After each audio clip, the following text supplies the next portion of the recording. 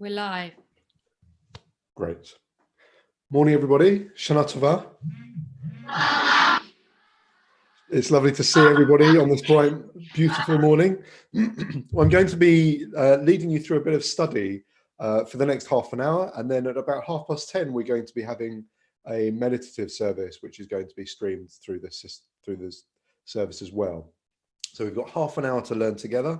And the approach I'm going to take is I'm going to take us through some of the sources that deal with the word hineni in the Bible.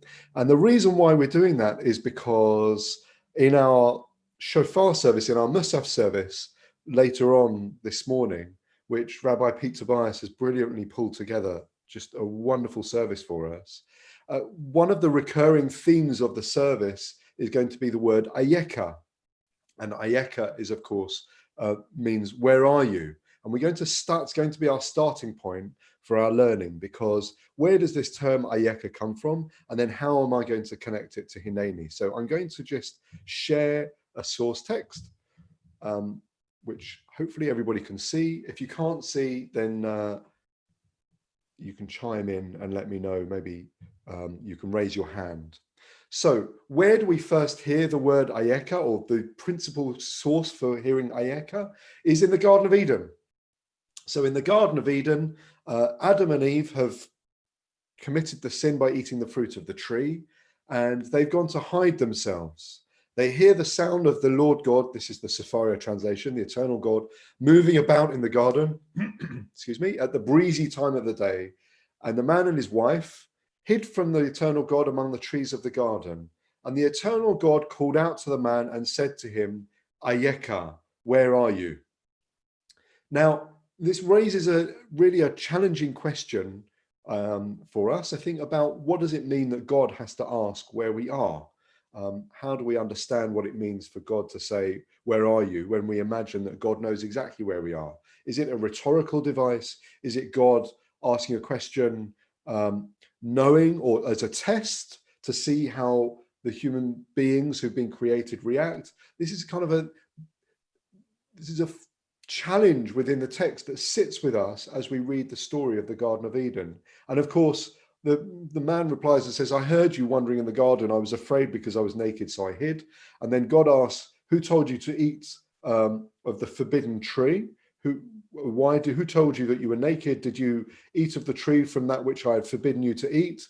And then this is the first case of the misogynist response, which is, I didn't do anything wrong. The woman you put at my side gave me of the tree, and I ate. And then the woman, of course, Eve also then says, it wasn't me, Gov, it was the serpent that duped me and I ate. So Ayekkah begins the process of conversation between God and the first human beings in this biblical narrative. And the response by Adam and Eve is, of course, not one to take responsibility, but quite the opposite. The response is, it was nothing that I did wrong. I was forced to do wrong by that person. And then when that person's spoken to, that they'd say, well, it wasn't me, it was the serpent. I had no responsibility. So Ayekkah becomes a word that tells us something about the relationship between the first human beings and God, about how to respond to the call of God when we're called, where are you? I'm going to pause there and just see if anyone wants to make any comments or questions before I take us to our next text. I think it's going to be a bit hard for me to see whether anybody wants to ask anything, because you can't unmute yourselves, but maybe you can raise your hands. Let me see if I can find the participant list.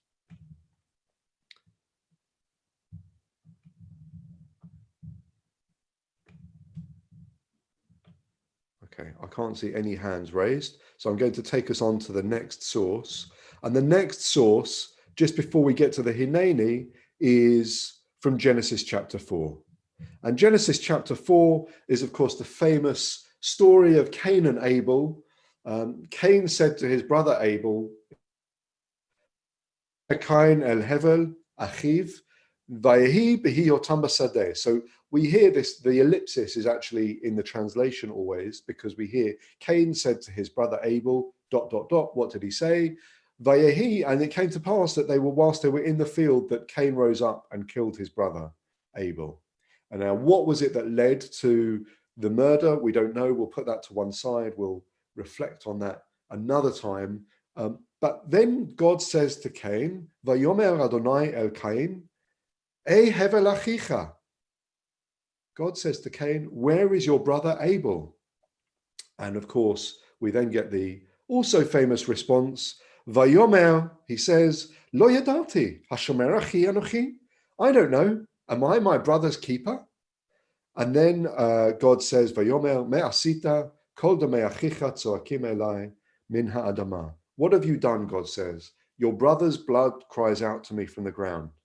Now notice, the first two occasions when God calls to a person in the book of Genesis, the response that's given, first time with Adam and Eve, Ayekkah, where are you? What have you done? I didn't do anything. I just happened to eat the fruit. It was, put in my hand and then put it in my mouth. And then the second time God calls out and says, what's going on? The response is, I don't know. Am I my brother's keeper?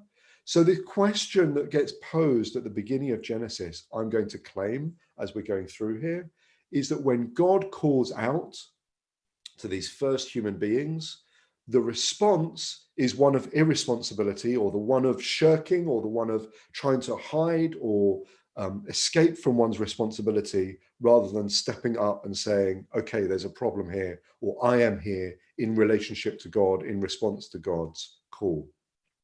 So that sets up our framing for the response of Hineni. So, anyone got a hand to raise at this time before I carry on? Okay, so Hineni.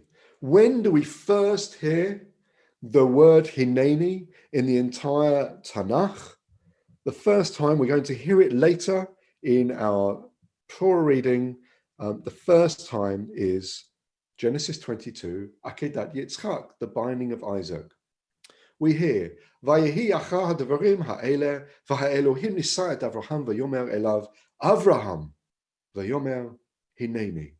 Sometime after what we don't know, after those things, God puts Abraham to the test. God tested Abraham, and he says to him, Avraham. And Abraham's response is, Hineni, here I am. Now, this then characterizes the relationship of Abraham to God in a very real sense. That what does it mean when God is calling you to take responsibility? When you're Abraham, you respond, Hineni. When God calls out to Adam and Eve, Ayekkah, where are you? Not even knowing, not even calling them by name, their response is, I don't want to have to be put in this position. But with Abraham, who becomes this formative figure of the unfolding religion, the response is Hineni, here I am. And we're going to hear it multiple times, and then we'll come back to the challenge of the multiple occasions we hear it shortly. So we then hear, take your son, your favorite one, right? We're going to hear this later. You're going to take Isaac up the mountain, and you'll hear the narration of this story in our Torah reading later on. I get to play Abraham, and Pete gets the one line from Isaac, Rabbi Pete. So a slight reversal of generations. But so Abraham is taking Isaac up the mountain. They've arrived and they've left the lads behind. You stay here. The boy and I will go up there. We will worship and return to you. So Abraham took the wood for the burnt offering and put it on his son Isaac. And he's taken the firestone and the knife, and the two walked off together. And then we hear, Vayomer Yitzchak el Avraham aviv, that Isaac says to Abraham, his father, Vayomer avi. He says, Dad, my dad. Vayomer hineni v'ni. And Abraham responds saying, here I am, my son. Now, this painful moment that we know that is about to unfold is, I think, central. The central turning point is this conversation between Isaac and Abraham. It's only one line, but Isaac says, Dad, and Abraham responds saying, yes, here I am. That's how you respond when you want to be a responsible father who's going to sacrifice his son on a mountain, right? It's a challenging moment.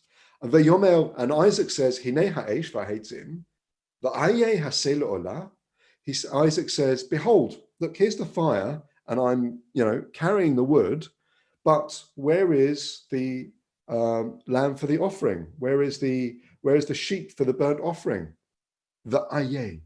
And I think I'm being probably a little bit suggestive with the language here, because ayeh is just an interrogative, it's just a form of question. But if we think ayeh haseh le'olah, hevel achika, Ayekkah, they're all derived from the same Hebrew, meaning where? Where are you? Where is your brother? Where is the sheep for the burnt offering? What's going on? And Abraham's response, notice, in response to his son, not in response to God, when we had in Genesis with the story of creation with Adam and Eve and with Cain and Abel, there's an upturn of the dynamic, whereas God was speaking there. Now it's the generation up talking up to Abraham. And Abraham says, Elohim yir'eh haseh le'olah. God will see to this, the lamb for the burnt offering, b'ni, my son. V'yelechu shnehem yachdav. That's the only interaction they have for the whole only conversation they have for the whole of this story. All Isaac has heard is, Hineni, here I am, son. And don't worry about it. Everything's going to be fine. What can go wrong? For Isaac, the trauma is unbelievably painful, I think, at this point in the Torah. And in fact, Abraham and Isaac never speak again. There's no scene in which Abraham and Isaac are in the Torah again, except when Isaac is burying his father. So the trauma we feel persists as they're going through. And all he has heard is that religious response to what happens when you're called to take responsibility that Abraham has used once. It's like he's testing out how he should be responding as a devoted, faithful individual. Hineni v'ni, here I am, my son. So then we go down a little bit further. Isaac has been laid upon the altar, laid out the wood. He's bound Isaac's bound on the altar, and we hear v'yikra elav malach Adonai min hashamayim v'yomer Avraham. There's more urgency here. An angel of the Eternal One calls out from heaven and says, Abraham, Abraham. V'yomer, and Abraham responds, Hineni. So now Isaac has heard the word twice, Hineni. Hineni, here I am. And then the unraveling of this moment happens when now I know that, don't raise your arm against the boy or do anything to him. Now I know that you fear God. You have not withheld your son from me. And then Abraham turns and sees the ram and is able to sacrifice it. So Abraham, we feel a little bit like, is testing out the language of responsibility here and doesn't quite get it right. There's a wonderful story about this moment where the angel of God calls out that Rabbi Abraham Joshua Heschel tells about his worry that he says to his father, who was also, I think his father was also a rabbi, he was certainly from a Hasidic dynasty. He says to his father, what if the angel of God is late? Right? Abraham is poised with the knife. What if the angel of God is late? And his father says, the angel of God is never late. But that anxiety there of what if this all goes terribly wrong? And in truth, in certain respects, the familial relationship has gone wrong. And it's all hinged around the word Hineni. So now look what happens as we work through. We need to get through these sources. And so Rashi gives a comment of Hineni. Rashi is in the 11th century. Rashi's response is, Hineni kachi aniatam shel chasidim. This is the answer of the pious, an expression of meekness or of humility and readiness. Ulashon zimun. Here I am here. I'm not sure Isaac would have perceived it that way somehow. So now we're going to move on. Next generation after Abraham, Isaac. So Isaac was old, his eyes were too dim to see. Right? We have a wonderful moment. He calls his older son Esau and says to him, my son. Now, where have we heard that before? Isaac heard, Avi, Hineni bani, here I am, my son. right? Abraham and Isaac have said that. So he calls their son, he says, he says, Beni v'yomer elav hineni. He says, my son, and Esau answers, here I am. One of the really challenging aspects of Esau's character is he's not setting out to be the bad guy. And the rabbis portray him very negatively because Esau becomes, in some senses, in the Midrashim later on in the late antiquity, in the turn of the Common Era, becomes synonymous with Rome. But in the story itself, Esau is this, he's always trying to do the right thing. He wants to make his father happy. He wants to get the best food for his father. He wants to honor his birthright as much as he can. Or to get the blessing as much as he can. He sold his birthright. So he says, how do you respond when you're called to take responsibility from God or from your father? You say, Hineni. So he's doing all of the right things. Isaac is now saying, I'm old, I don't know when I'm going to die. So now can you go and prepare a dish for me to eat and I can give you my blessing? Well, in comes Rebecca, who's been listening, and she and Jacob work out a way to steal the blessing from Esau, from right under Esau's nose, and in fact from underneath Isaac's nose, because of course he's blind. They play on his visual impairment, and so we then hear the trickery has happened. Now look, Esau has said Hineni at the start, trying to be the responsible adult, the faithful individual, and then the trickery has occurred, and then all the way at the end, Vayavo el Aviv, right? This is verse 18. Jacob is now in the moment of deception. Vayavo el Aviv, vayomer Avi. He goes into his father's, to his father's bedside. He says, my dad, Avi. Now, how do you respond when you're Isaac and you hear your son saying, Avi, binding of Isaac, Avi, hineni v'ni, here I am, my son, right? Abraham has already modeled this for him. So he goes into Jacob has gone into Isaac's bed and says, my dad, vayomer, and Isaac says, hineni, mi ata bani, which of my sons are you? Hineni, here I am. Now, who are you? Notice the question.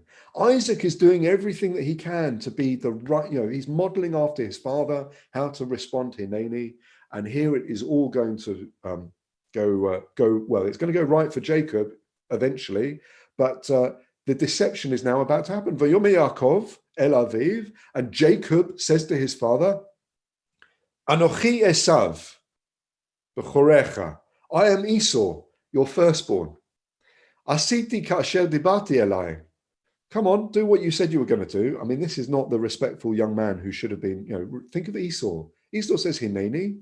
Jacob says, I am your Esau, your firstborn. Now do what you said you were going to do and give me your blessing. Sit up, eat my game, that you may give me your innermost blessing. So there's a challenge here. Isaac is often in the stories of the book of Genesis, this character who sits between the generations in this really painful way. The trauma of the Akedah sits with him, and the deception of his son also sits with him. We feel like he's often acted upon, but actually, I think he has great resilience and great strength, that he sustains his family the way that he does. And in spite of the fact that his role model of his parent was, quite challenging in many respects, the events that happened to him. So this is Isaac's experience of Hineni. Notice he only says it once. Isaac only says it once. Esau has said it, and now he's thinking, he's behaving as you should when you want to be in the moment, zimun, present. But who are you, my son? And then the deception happens. So now we carry on, because Jacob now has to unpick some of his deception, some of his trickery. So Jacob, Israel, as he's now known, sets out with all that he was his. He came to Beersheba. Remember who comes to Beersheba? It's Abraham at the end of Akedah Yitzchak. Abraham is going to be at Beersheba, where he offered sacrifices to the God of his father, Isaac. Okay, now we get Vayomer Elohim leYisrael b'marot halayla, Vayomer Yaakov, Yaakov. So God called to Israel in a vision by night and says, Jacob, Jacob, not Israel, Jacob, Jacob, Vayomer Hineni. And he said, Jacob says, here I am. And then God responds and says, I am God, the God of your father. Fear not to go down to Egypt, for I will make you there a great nation. I myself will go down with you to Egypt, and I myself will bring you back.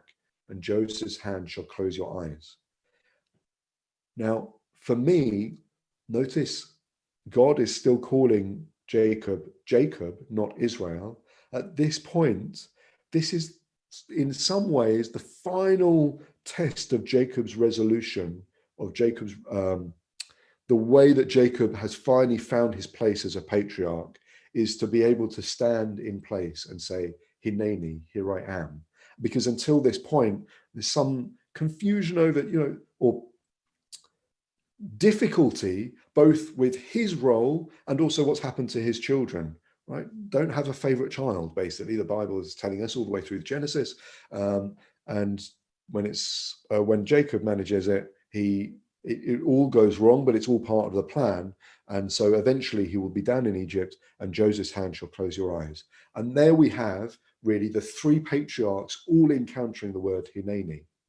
So I'm going to pause and see if anyone has raised their hand, wants to say anything, wants to ask any questions.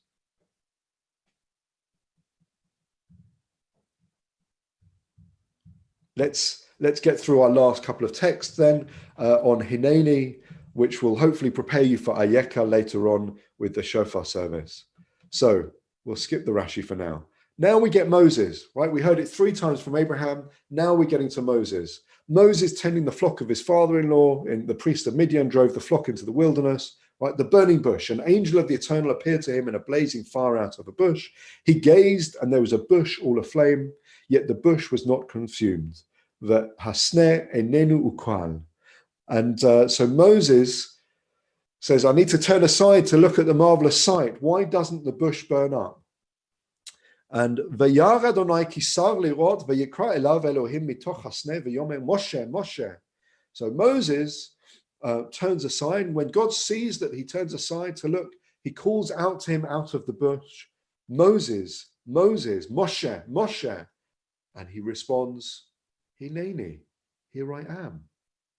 The response to being present, to being zimun, to being here, to take your stand, to take responsibility, that we've been seeing being tested out in the first book of the Torah, in the book of Genesis with the patriarchs, is now coming to a sense of being fixed or certain in terms of its purpose and its place within the religious world, or the religious understanding of what it means to take responsibility. Hineni, here I am. Moses is now going to get his call to responsibility. Do not come closer, remove your sandals, and so on. I am the God of your father, the God of Abraham, the God of Isaac, and the God of Jacob. And Moses hid his face, for he was afraid to look at God. Now notice here, we've got the reminder that Abraham, Isaac, and Jacob have already been in this position of being in a relationship with God in a covenantal place of responsibility. Now the Midrashim use some interesting elements in here. God called unto him from the midst of the thorn bush and said, Moses, Moses, he said, here I am. The Holy One said to him, now this is the Midrash speaking, a much later text in the Bible. You have said, God says to him, you have said, here I am. By your life, the hour will come when you will say a prayer over Israel, and I will immediately answer you with these words. It is so stated in Isaiah 58:9. Then when you call, the Eternal shall answer. When you cry for help, he shall say, here I am. Now, the reason I include this Midrash is because in the story of Genesis, in the story of the Exodus, with Moses saying, Hineni, we're reminded of, I am the God of Abraham, Isaac, and Jacob. Moses is doing what has become now the response to responsibility, to call to responsibility, to the question of God. But now the Midrash is going to cast us forwards. So now Moses becomes a pivot around which we have history and the future as well. Hineni, the way that we respond to God's call. So we're going to I'm going to skip the other midrash draws us back to Abraham. Notice, Abraham has said, "Here I am," and now you are saying, "Here am I." But now Isaiah. This is the first Isaiah. This is Isaiah's vision. Isaiah is being called. Let's just see Isaiah. Isaiah being called to his position. He doesn't really want it. All good prophets don't want their responsibility. All good prophets are not responsibility. They're all scared of the heavy burden of what it means to bring God's vision to the people. And most prophets start with failure. And Isaiah is no fool. He knows things are going to go a bit be challenging. And God, the seraph flew and touched him with the coal on his lips. And then we get in verse 8, "Then I heard the voice of my Lord saying, 'Whom shall I send? Mi yelech lanu? Who will go for us?' And I said, 'Hineni shalacheni. Here I am, send me.'" Right? Isaiah, having had this mystical vision, now understands that when God says, "Who shall I send? Who will go for us?" that to be the prophet, to be a leader, to take responsibility is to respond, "Hineni." So Isaiah now falling into that long chain of tradition. But now look what happens. Remember our Midrash text, the Tanchuma, that said that Moses saying Hineni, because Moses responded, "Here I am," immediately when God called to him out of the burning bush. The Midrash Tanchuma said, well, that's going to happen again in the future, but the roles will be reversed. God has not yet said this. But now look, Isaiah 58, and this is where we're going to finish, because Isaiah 58 is, of course, the text that we're going to read for our Haftarah in 10 days' time on Yom Kippur. "Is such the fast I desire, a day for men to starve their bodies? Is it bowing the head like a bulrush and lying in sackcloth and ashes? Do you call that a fast day, a day when the eternal is favorable? No," right? Isaiah, this is Tutro Isaiah saying, don't be slavishly observant in your religious practice if then when you go and act like a human being outside, you're being anything less than righteous and just. The things have to be matched up. "The fast I desire is to unlock fetters of wickedness, untie the cords of the yoke, to let the oppressed go free, to break off every yoke, to share your bread with the hungry, take the wretched poor into your home, when you see the naked to clothe them, and not to ignore your own kin." And then we get this wonderful reminder of all of those stories of the patriarchs and of Moses. "Then shall your light burst through like the dawn, and your healing spring up quickly. Your vindicator shall march before you. The presence of the eternal shall be your rear guard." And then we get Az tikra va'adonai ya'aneh teshava vayomer hineni. So then when you call, the eternal will answer. When you cry to Shava, quite a painful cry, the eternal will say, he will say, "Here I am." So the redemptive call, the call in pain for redemption is going to be responded to with Hineni, but only when we've done all of these things.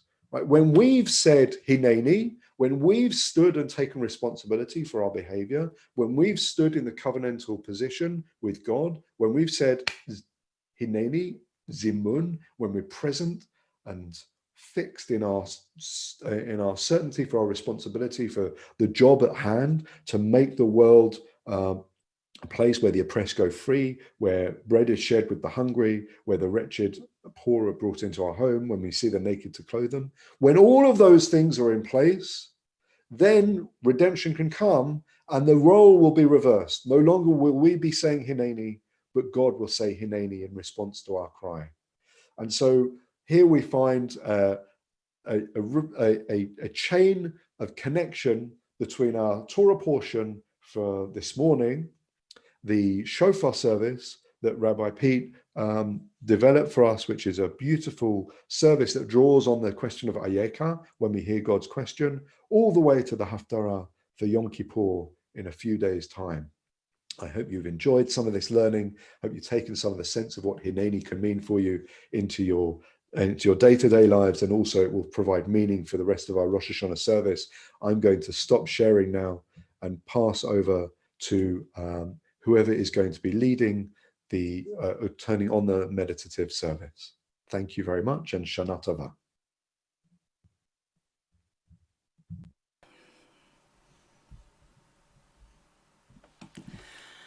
Shana Tova to you all.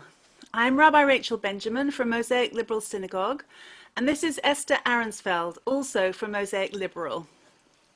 The last year has been a particularly challenging one, especially over the past 6 or 7 months, in ways that most of us wouldn't even imagined a year ago.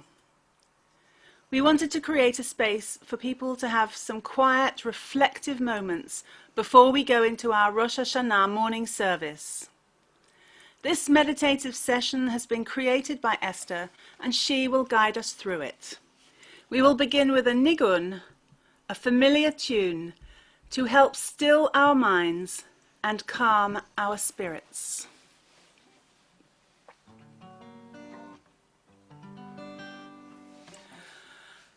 Lai lai lai lai lai lai lai lai. Lai lai lai lai lai lai lai lai. Lai lai lai lai lai lai. Lai lai lai lai lai. Lai lai lai lai lai lai lai. Lai lai lai la la la la. Lai lai lai lai lai lai lai lai. Lai lai lai lai lai lai. Lai lai lai lai lai. Lai lai lai lai lai lai lai. Lai lai lai lai lai lai. Lai lai lai lai lai lai lai. Lai lai lai lai lai lai lai lai lai lai lai lai lai lai lai lai lai. Lai lai lai lai lai lai. Lai lai lai lai lai lai. Lai lai lai lai lai lai lai lai lai lai. Lai lai lai lai lai lai lai.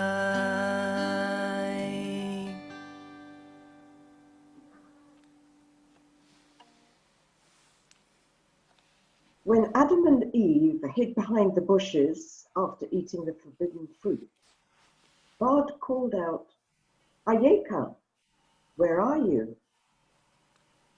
But this was no ordinary game of hide and seek, because God knew exactly where they were. The question was, did they? This is the time of year in the Jewish calendar when we too are called to answer that same question, Ayekkah, where are you? COVID-19 and the lockdown restrictions have been challenging for all of us, but they have also given us a time to reflect where we are in our life and what we might want to do differently once things ease up, in order to live a more harmonious, balanced, and fulfilling life. So in this special time together, I'm going to take us through a guided meditation based around the Jewish calendar to help us see what we've been up to over the past 12 months and what changes we'd like to make so that the new year can have real meaning for us. But first, get comfy in your seat. Let your hands rest gently in your lap. Feel your feet firmly planted on the ground. And if you're comfortable, gently close your eyes.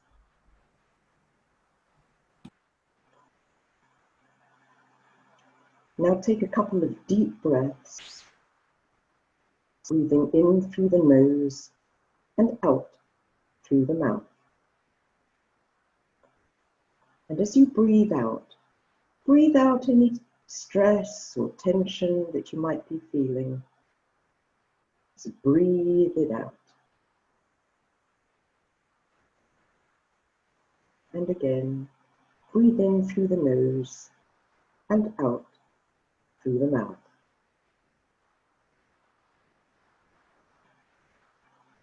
And let the breath now find its natural rhythm.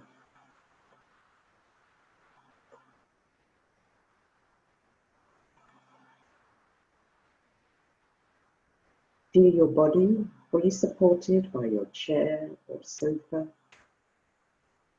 And just notice how it is to be in your body at this time. If you notice any tension, gently breathe it out.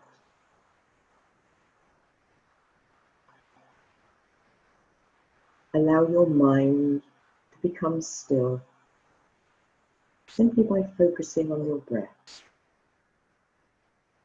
observing the cool air as it flows in through your nostrils, and the warm air in front of you as you breathe out.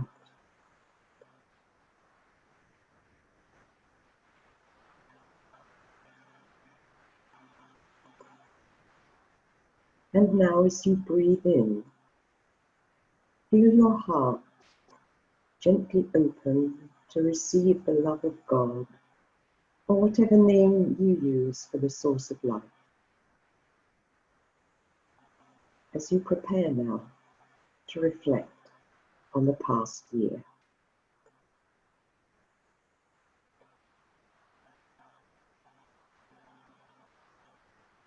And as we step into the High Holy Day period, cast your mind back over the past 12 months. What were some of the highlights?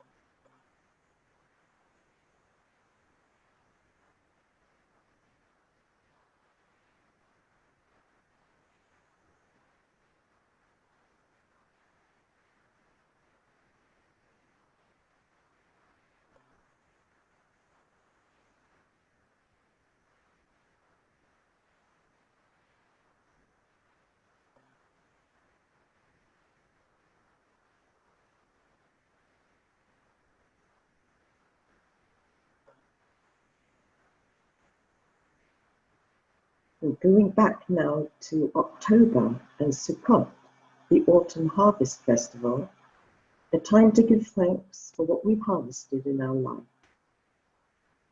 As you reflect on the past year, what were the things and people that you are most thankful for?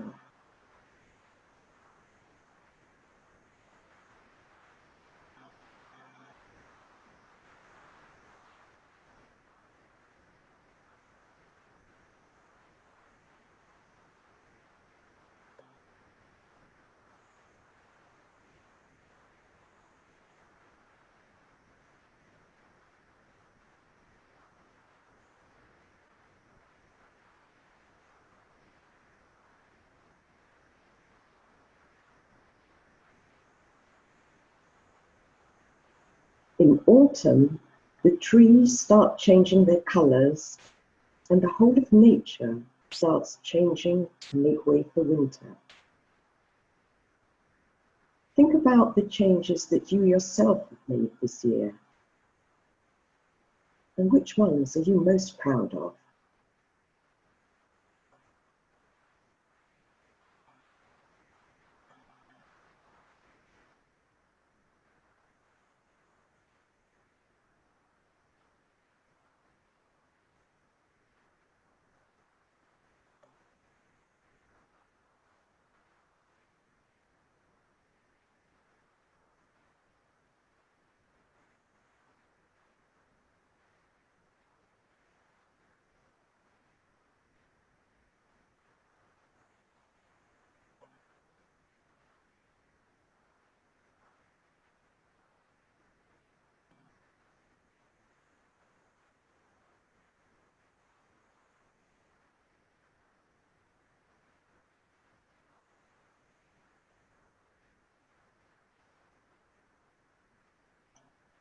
At the darkest time of year, we celebrated Hanukkah, the holiday of light and miracles. What miracles or surprising events happened in your life this year?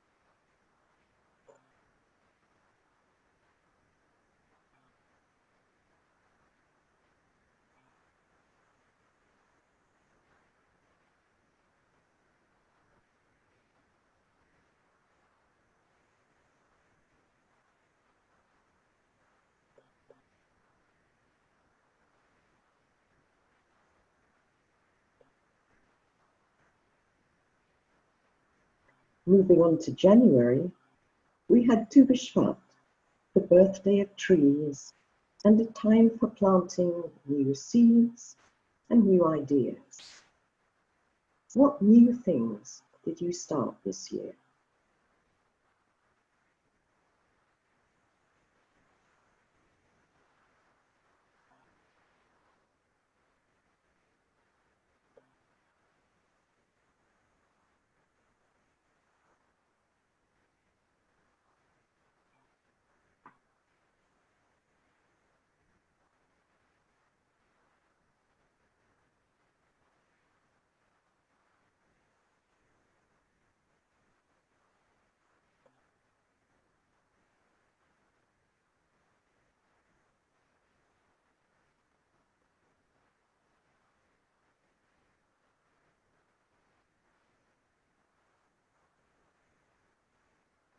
Between late February and March came Purim, the festival of fun and revelry. Have you managed to have fun in your life? Bring to mind some of those fun times. And if you didn't, what stopped you?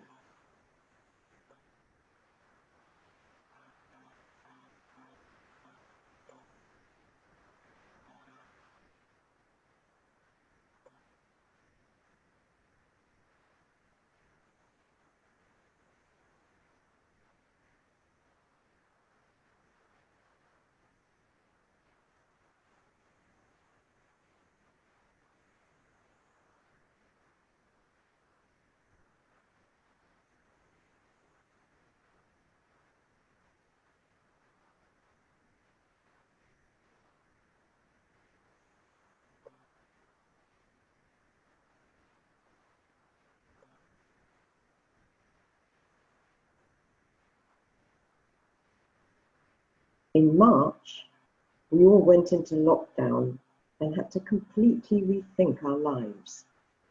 For some, this meant great personal and financial hardship. It also coincided with Pesach, when we recall our ancestors' struggles and hardship. As you reflect over these past 6 months, what were the challenges that you faced, and how did you deal with them?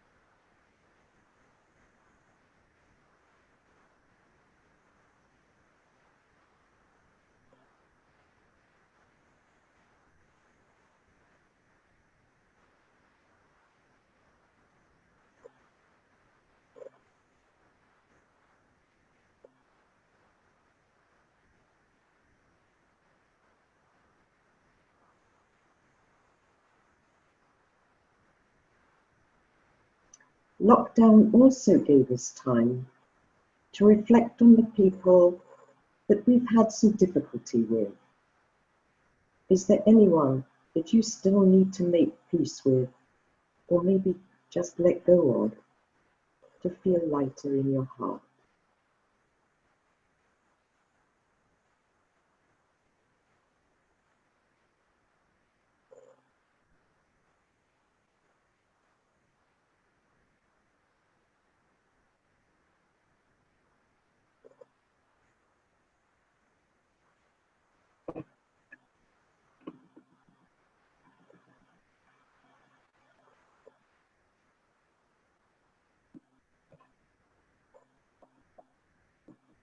Moving into June, we celebrated Shavuot and the gift of Torah. We are all blessed with unique gifts, unique skills and qualities which we are called to use. What are your special skills or qualities, and how have you used them this year?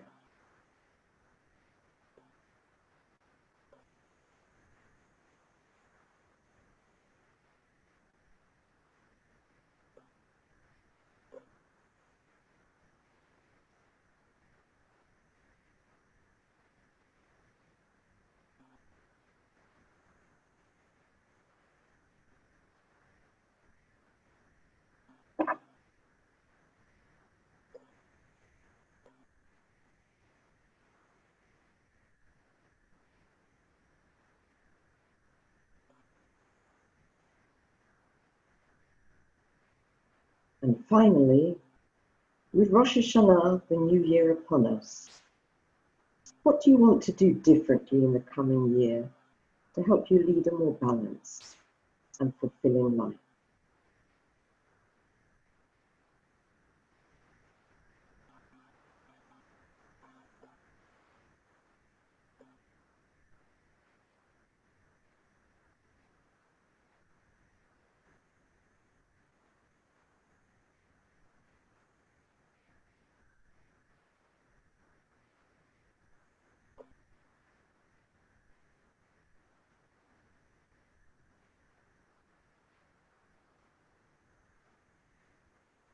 And now, bring your attention back into the room.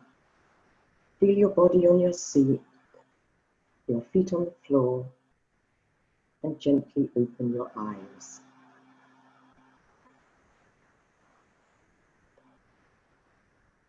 Now, you may wish to reflect further on some of these questions because, as Plato said, a life that is not examined is not worth living. And it's only when we have evaluated where we have been and where we would like to be that we can hope to enter the new year with a new heart, lev chadash, and a new soul, ruach chadasha, shana tova. Thank you, Esther.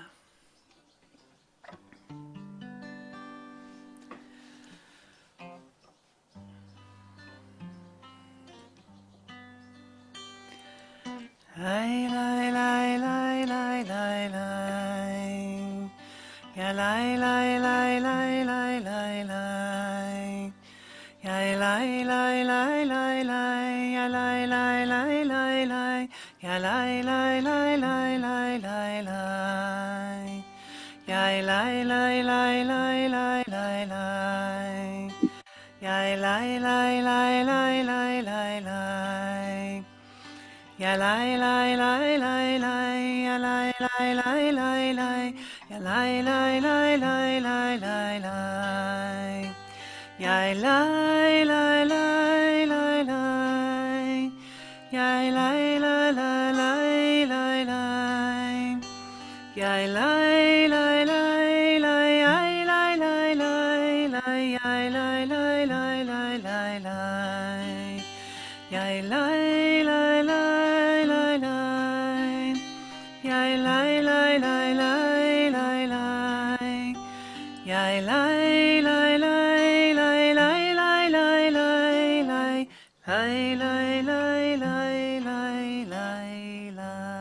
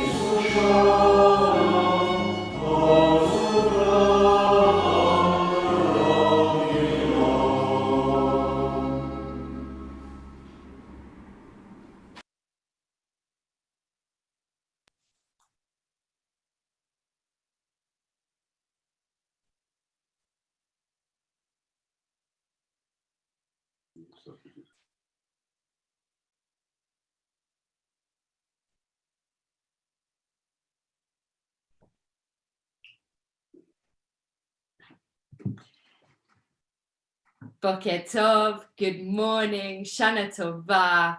We still have a few minutes before our service is due to start, but while we're still waiting for everybody to join us, I just want to begin by welcoming everybody who's already made it into the room. We are going to start. It's about 2 minutes to 11. We're due to start at 11 o'clock, but Jewish meantime and all that will...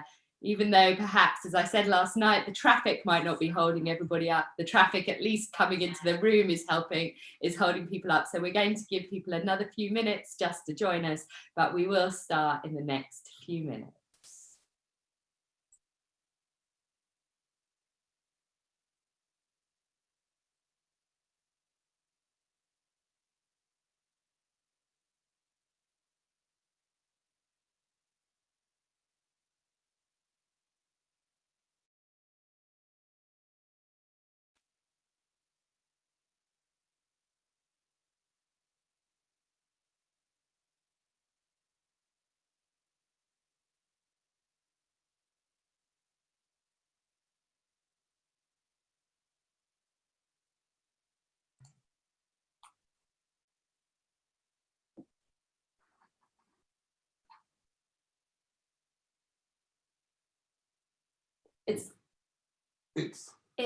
No, I was just going to say, Pete, that we could begin to introduce ourselves and the rabbinic team that we've got here today while we wait for everybody to come in. I'm Rabbi Charlie Baginski of SBJC, South Bucks Jewish Community, and of Liberal Judaism. And as you can see, I'm really lucky this morning to be joined side by side, socially distanced, of course, with the wonderful Rabbi Pete Tobias. Pete? It's a real pleasure to be here. I'm Rabbi Pete Tobias. I am a guest in Rabbi Charlie's home. I'm also the rabbi of the Liberal Synagogue, Elstree, and it was a real honor to be here. I did a Erev Rosh Hashanah service last night, all on my own in a very empty shul, and it felt very, quite sad actually, but I am quite a sad person, as those of you who know me know. But it was then suggested that in order to minimize that, or possibly make me even sadder, I should come and share this morning with Charlie. But so far it hasn't done that at all. It's a joy to be here. So thank you for the invitation. And the honey cake. And the honey cake, that I'm not allowed to mention because I'm on a diet. And so we're what we colloquially have called ourselves the rabbinic merry-go-round, and that means that wonderfully we are working in a rabbinical team, a really great rabbinical team, and we're joined this morning by Rabbi Rachel Benjamin. She is waving.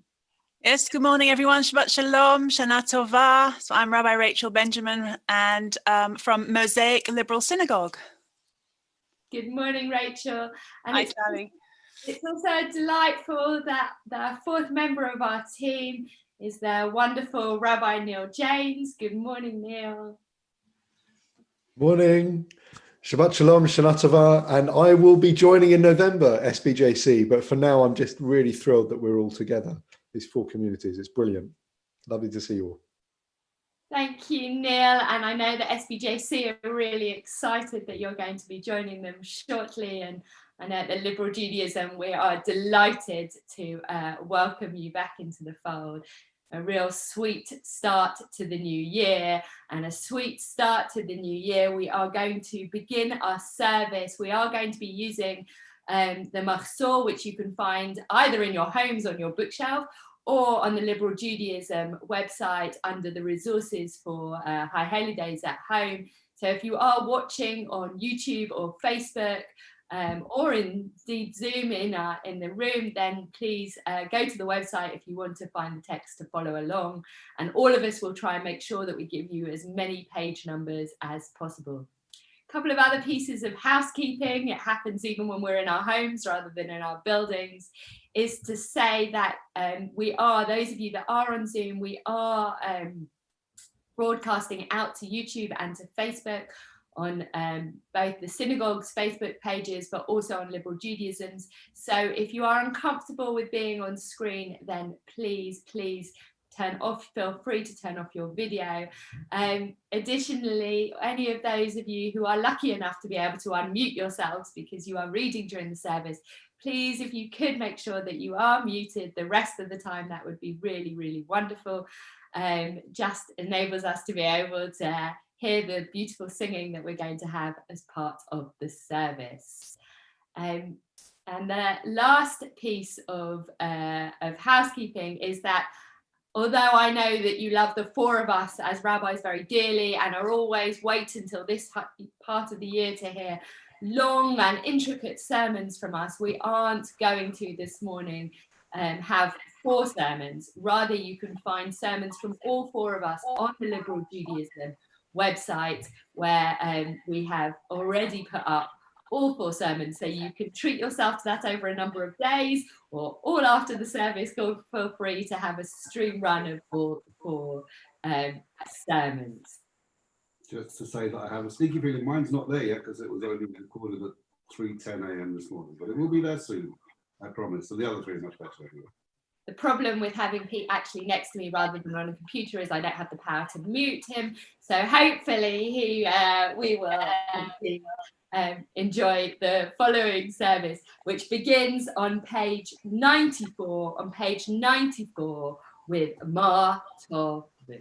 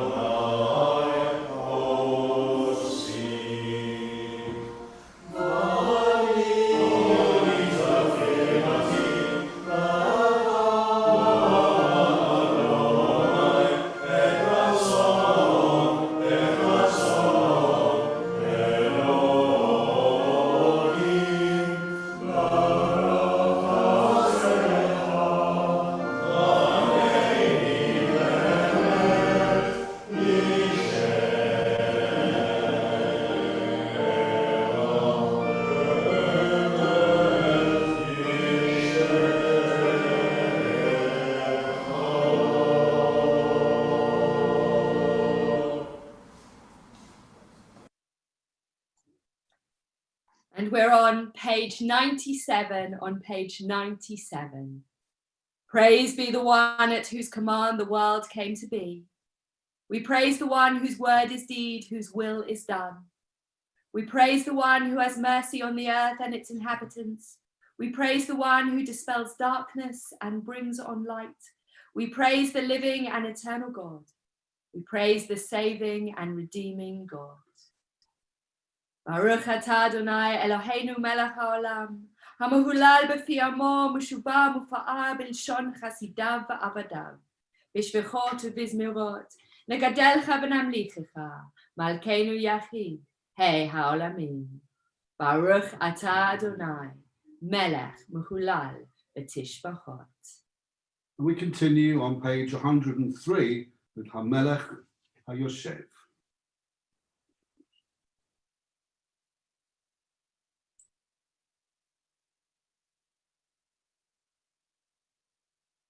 Joseph needs to be made co-host for this, whoever the host is.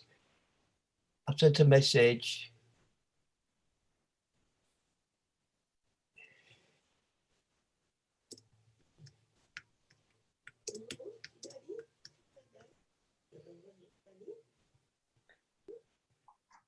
This is the delight, of course, of our wonderful technology, which sometimes works and sometimes doesn't.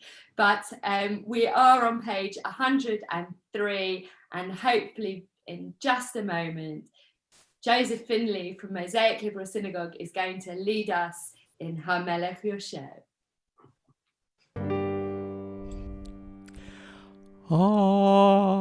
HaMelech Yoshev al kisei ram v'nisa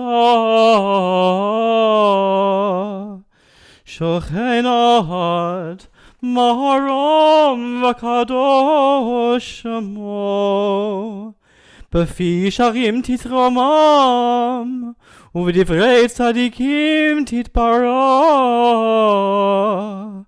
ובלשון חסידים תתקדש ובקרב קדושים תתחלל.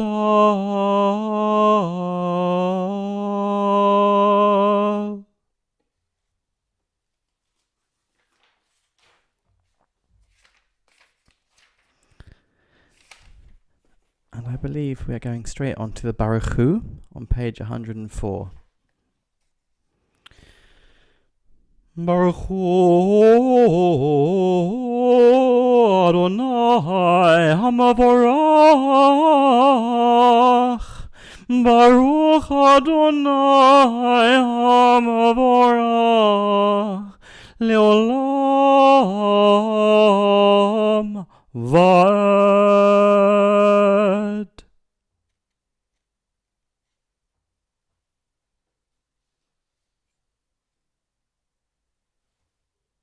Baruch atah Adonai, Eloheinu melech haolam, yotzei ha'or uborei choshech, osei shalom uborei et hakol. Hameh la'aretz v'ladarim aleha barachamim, uv'tuvo mechadesh b'chol yom tamid ma'aseh v'reishi. Ma rabu ma'asecha Adonai, kulam b'chochma asita, malah ha'aretz kinanecha. Titbarach Adonai Eloheinu al shevach ma'aseh yadecha. Ba'al morei or she'asita, ya'afru chasela. Baruch atah Adonai, yotzei hamorot. Great is your love for us, eternal God, and abundant your compassion. Our ancestors trusted in you, and you taught them the laws of life. So be gracious to us and teach us. Incline our hearts to hear your words, to know and understand, to learn and teach, and with love to uphold the truths of your Torah. Enlighten us with your teaching. Make us faithful to your commandments and wholehearted in the love and awe of your name. For in love you summon us to serve you and proclaim your unity. We praise you, O God. In love you have called your people Israel to serve you. And on the bottom of page 105, we come to the Shema. Shema Yisrael, Adonai Eloheinu, Adonai Echad. Shema Yisrael, Adonai Eloheinu, Adonai Echad. Baruch Shem Kavod Malchuto Leolam Va'ed. Baruch Shem Kavod Malchuto Leolam Va'ed. Ve'achavta et Adonai Elohecha b'chol lebavcha u'b'chol nafshecha u'b'chol mo'edecha v'hayu hadvarim ha'eleh asher nolchim et tzavacha hayom al levavecha v'shenantam levanecha v'debarta bam v'shiftecha b'veitecha u'v'lechtecha v'derech v'v'shochbecha v'kumecha v'kshatam liot al yadecha v'hayu letotapot beinenecha v'ktabtam al mezuzot beitecha u'vish arecha. למען תזכרו ועשיתם את כל מצוותי והייתם קדושים לאלוהיכם אני אדוני אלוהיכם אשר הוצאתי אתכם מארץ מצרים להיות לכם לאלוהים אני אדוני אלוהיכם אמת. True and beautiful and good. Sound, established and enduring are these words now and forever. True it is, Eternal One, that you are our sovereign God and Redeemer, as you were the God and Redeemer of our ancestors. You are our Maker, the rock of our salvation. We have known you always as our helper and our liberator. There is no God but you. Truly you are first and you are last. We have no Redeemer but you. You redeemed us from Egypt and freed us from the house of bondage. Then with great joy, Moses, Miriam, and all Israel together sang to you this song.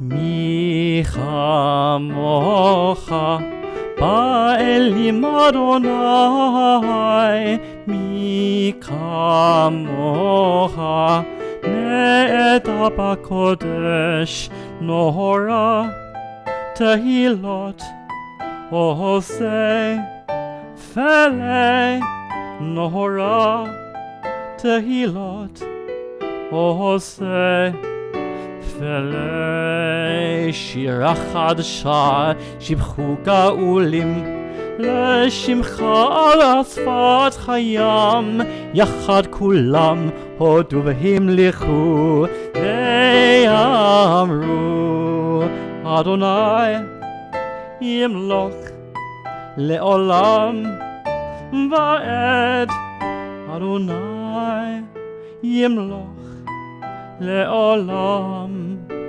ועד. צור ישראל קומה בעזרת ישראל גואלנו אדוני צבאות שמו קדוש ישראל ברוך אתה אדוני קהל ישראל קהל ישראל ישראל.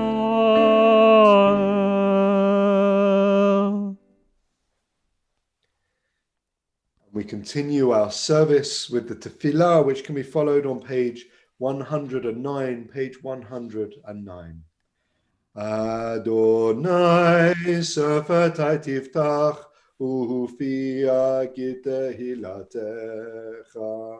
Adonai sefetai tiftach ufia kitehilatecha. Baruch atah Adonai Eloheinu ve'Elohei avotenu ve'imotenu, Elohei Avraham, Elohei Yitzchak ve'Elohei Yaakov, Elohei Sarah, Elohei Rivka, Elohei Rachel ve'Elohei Leah, Ha'el Hagadol Hagibor v'Hanora El Elyon, Gomer Chasadim Tovim ve'Konei Hakol, V'Zocher Chastei Avot ve'Imahot, U'Mevi Geula Livnei V'neihem, L'ma'an Shemo be'Ahava. זוכרנו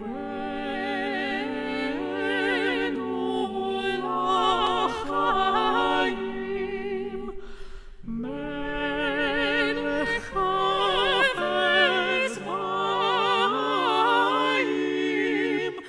וכותבנו בספר חיים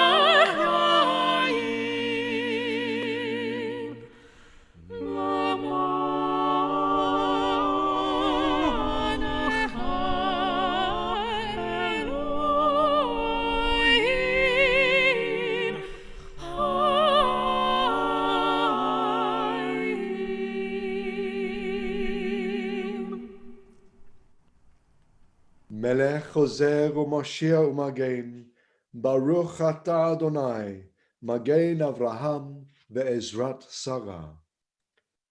Atah gibor le'olam Adonai, Mechayei meitim atah rav lo Hoshia, Mashiv haruach hamorit hageshem, Mazriach hashemesh u'morit hatal.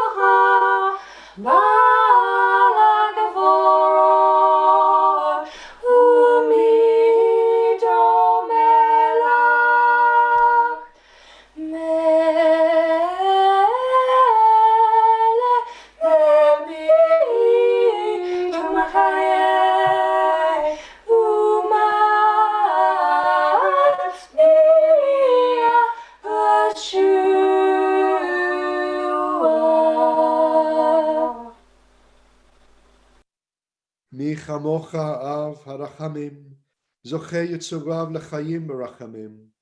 Who is like you, source of mercy? In your mercy you remember your creatures and grant them life.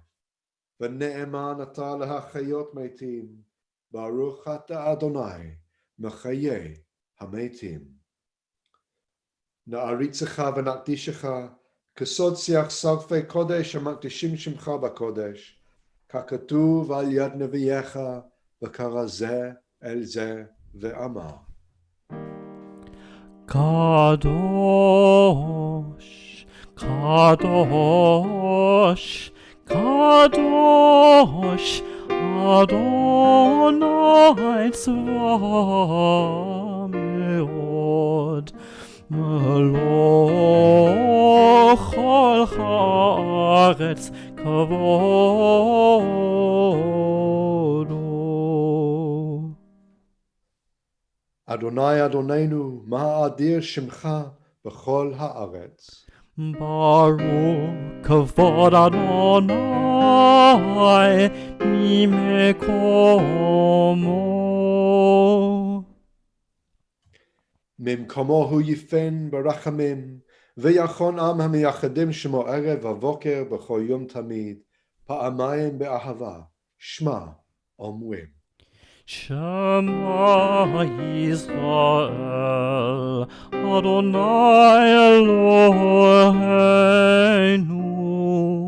Adonai Echad. Echad hu Eloheinu, hu Avinu, hu Malkenu, hu Moshienu, v'hu Yashmi'enu berachamav shenit, le'enei kol chai. Ani Adonai Elohechem. Uvdivrei kodecha katuv le'mor. Imloch Adonai le'olam,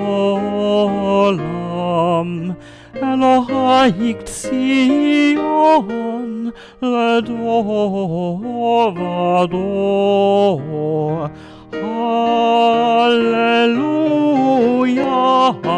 Hallelujah.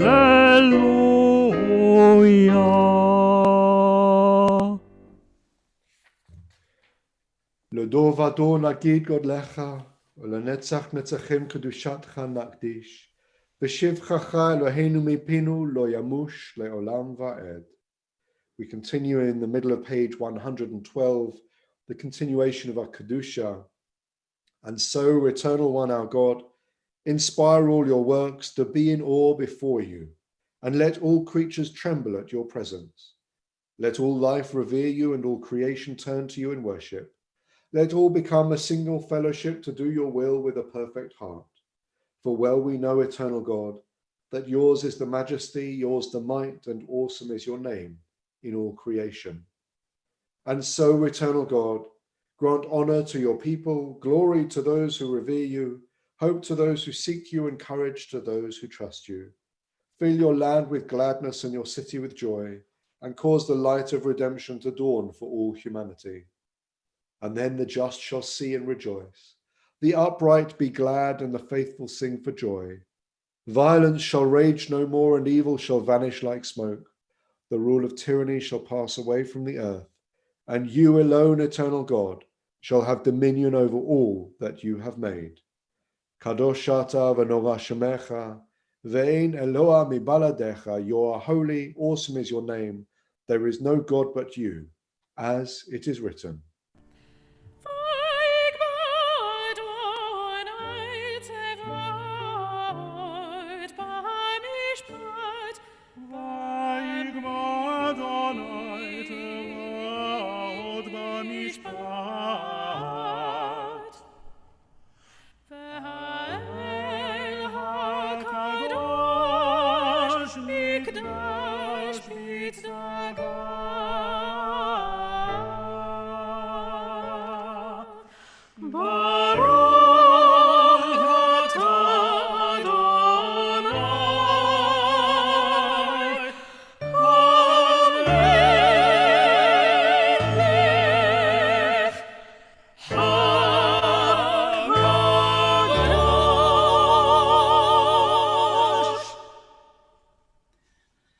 And we continue in the middle of page 113.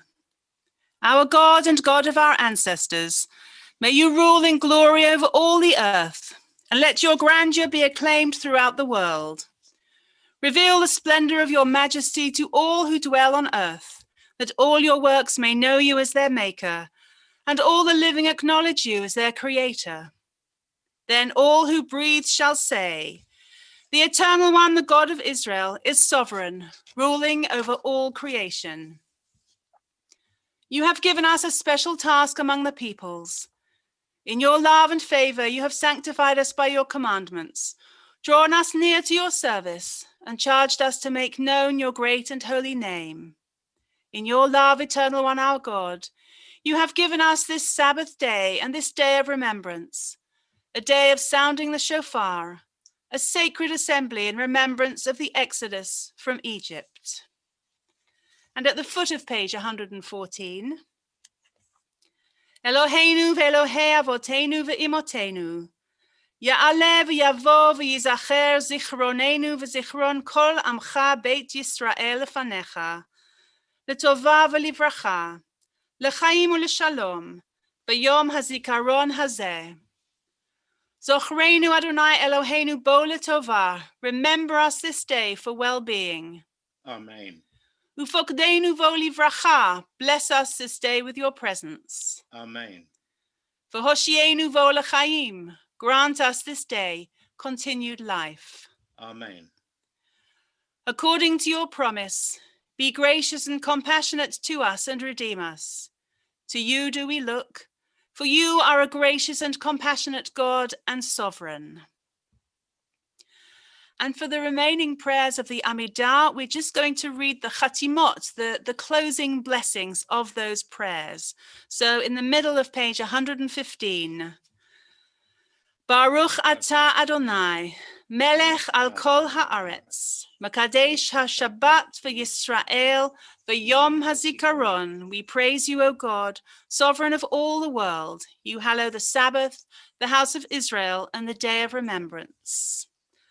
Baruch atah Adonai, she'otcha levadcha v'yir'a na'avod. We praise you, O God, whom alone we worship in reverence. In the middle of page 116. Uchtov lechaim tovim kol b'nei v'ritecha. May all who are loyal to your covenant be inscribed for a good life. Baruch atah Adonai, atov shimcha Ulacha na'el hodot. We praise you, O God, source of goodness, to whom our thanks are due. Eloheinu ve'Elohei avotenu ve'imotenu, baruchenu b'bracha hameshuleshet hakatuva b'Torah. Yevarechacha Adonai v'yishmerecha. Ken yehi ratzon. Ya'er Adonai panav elecha v'chuneka. Ken yehi ratzon. Yisa Adonai panav elecha v'yasem lecha shalom. Amen. Ken yehi ratzon. And in the middle of page 117. V'sefer chaim uvracha nikatev lechaim tovim u'leshalom. May we be inscribed in the book of life and blessing for a life of goodness and peace. Baruch atah Adonai, osei hashalom. We praise you, O God, the source of peace.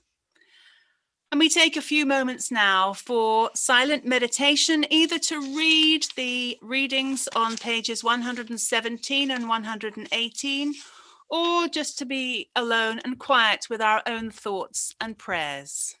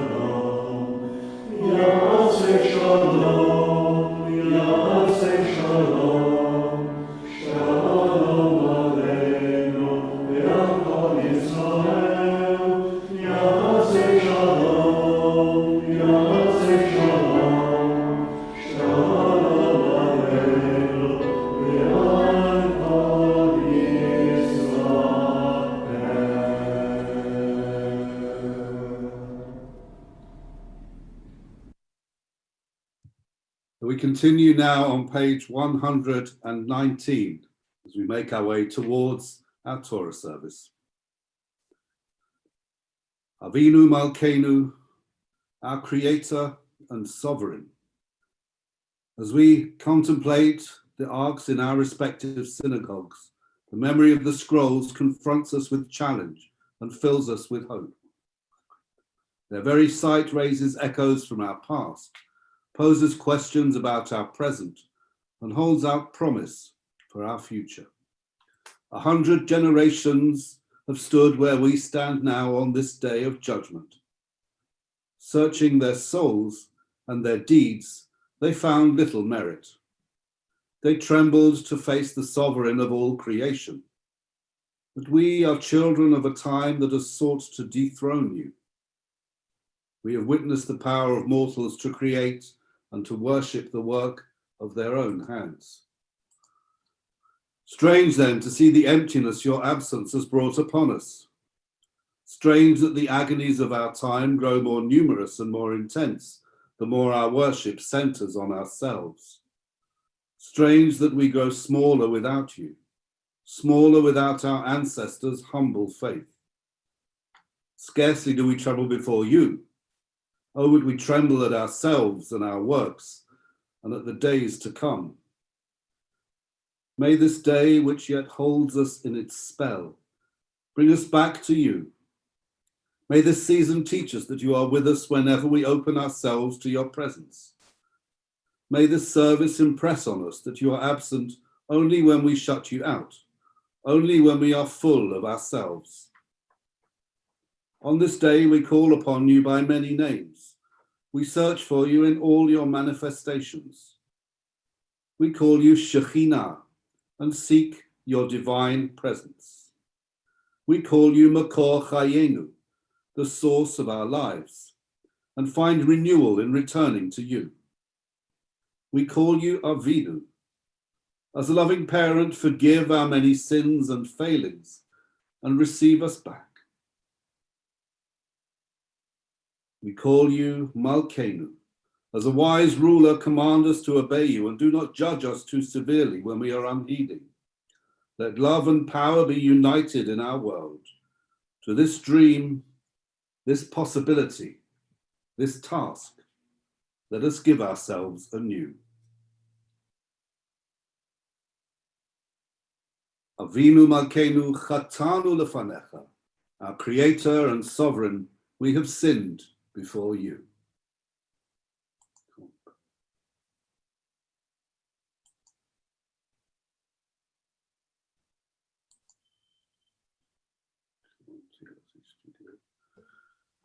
Avinu Malkenu ein lanu melech ela ata. Our Creator and Sovereign, we have no sovereign but you. Avinu Malkenu achazirenu b'teshuvah shelema lefanecha. Our Creator and Sovereign, bring us back to you in perfect repentance. Avinu Malkenu salach u'machal lechol avonotenu. Our Creator and Sovereign, pardon and forgive all our wrongdoing. Avinu Malkenu chamol aleinu v'al aleinu v'tzapenu. Our Creator and Sovereign, have compassion on us and on our children.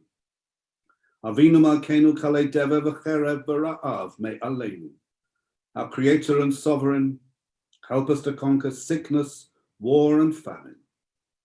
Avinu Malkenu kotvenu b'sefer chaim tovim. Our Creator and Sovereign, may we be inscribed for blessing in the book of life. Avinu Malkenu kotvenu b'sefer parnasa v'chalkala. Our Creator and Sovereign, bless us with prosperity and well-being. Avinu Malkenu chadesh aleinu shana tova. Our Creator and Sovereign, let the new year be for us a good year. Avinu Malkenu harem keren Yisrael amecha. Our Creator and Sovereign, give strength to your people Israel. Avinu Malkenu hatzmach lanu Yeshua b'karov. Our Creator and Sovereign, help us to hasten the time of redemption. Avinu Malkenu kabel b'rachamim u'v'ratzon et tefilatenu. Our Creator and Sovereign, accept our prayer with favor and mercy. Avinu Malkenu chonenu va'anenu ki ein banu ma'asim. Aseh imanu tzedakah v'chesed v'hoshi'enu. Our Creator and Sovereign, be gracious to us and answer us, for there is little merit in us. Treat us with charity and kindness, and be our help. Avinu Malkenu, Avinu Malkenu, Avinu Malkenu, Aleinu Aleinu, Ki ein lanu ma'asim.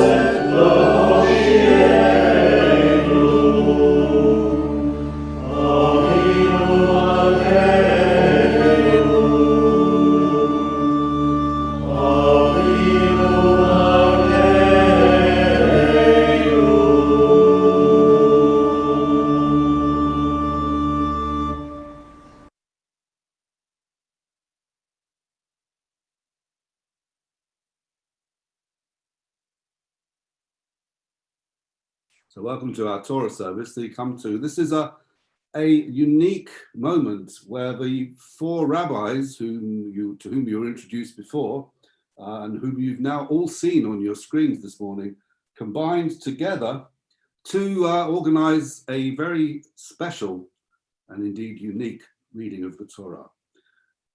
Just to remind you who the four of us are, we have, and the reason we call the rabbinic merry-go-round actually is that, not going into too lengthy a story, but we began about 3 months ago, owing to various people's plans to leave the country.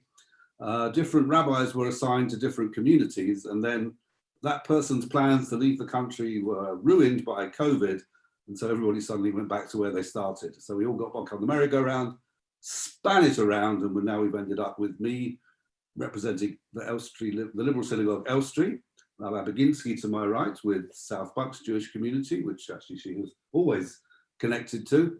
Rabbi Neil Janes is looking after the Stevenage Liberal congregation, and Rabbi Rachel Benjamin is with Mosaic Liberal. And so really everybody is kind of back where they belong. And we've managed to get together, regardless of which synagogues we happen to be representing. We are put together an account or a reading of the story of the Akedah directly from the Torah, but rather than having it read just by one of us and translated, it's been portrayed as a drama, which it's meant to be. It is actually a real drama of a story. The whole thing would have been relayed to our ancient ancestors, and there are several lines in it that would clearly have had everybody right on the edge of their seats. I mean, if it were a modern day soap opera, then a number of occasions when the line comes where we're told that Abraham gets the fire and the wood and he puts it on Isaac, and then suddenly it's a sort of EastEnders moment, and then it says, Vayelchu shnehem yachdav, and the two of them went on together. So they're really building up to the drama, and I think we maybe missed some of that in the way that we read the Torah. But there's a bigger element to the Akedah. It's not just the story of what happened or didn't quite happen to Isaac.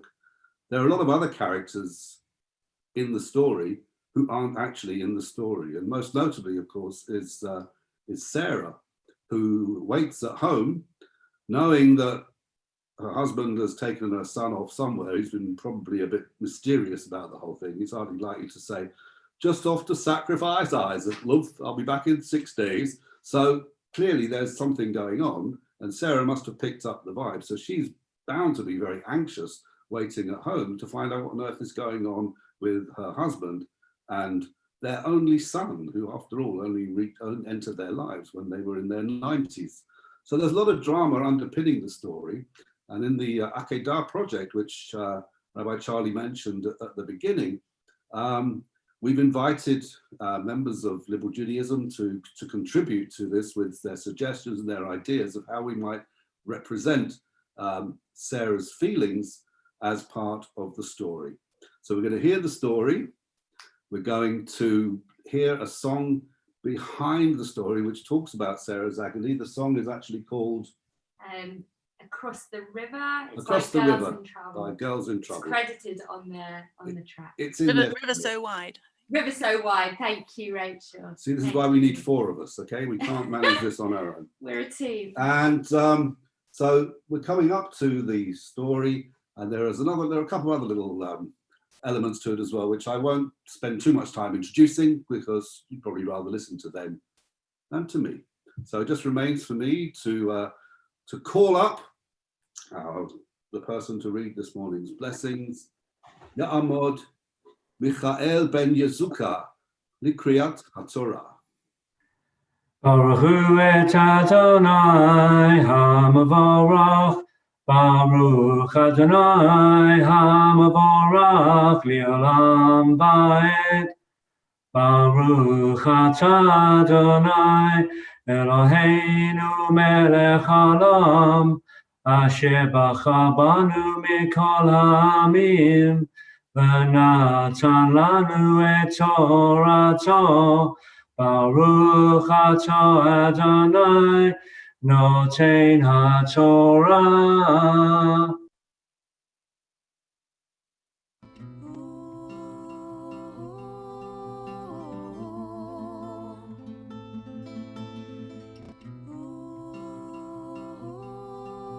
ויהי אחר הדברים האלה, והאלוהים נישא את אברהם, ויאמר אליו, אברהם. ויאמר, הנני. ויאמר, קח נא את בנך, את יחידך, אשר אהבת, את יצחק, ולך לך אל ארץ המוריה, והעלהו שם לעולה, על אחד ההרים אשר אומר אליך.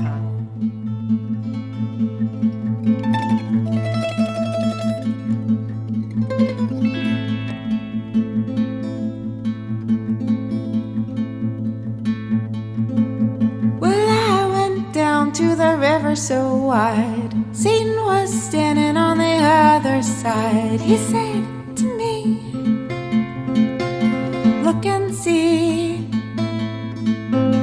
I saw you with our only child, with a knife in your hand and your eyes so wild, on the mountain top. And then the vision stopped. וישכם אברהם בבוקר, ויחבוש את חמורו, ויקח את שני נעריו איתו, ואת יצחק בנו, ויבקע עצי עולה, ויקום וילך אל המקום אשר אמר לו האלוהים. ביום השלישי, ויישא אברהם את עיניו, וירא את המקום מרחוק. ויאמר אברהם אל נעריו, שבו לכם פה עם החמור, ואני והנער נלכה עד כה, ונשתחווה ונשובה עליכם. ויקח אברהם את עצי העולה, וישם על יצחק בנו. ויקח בידו את האש ואת המאכלת, וילכו שניהם יחדיו.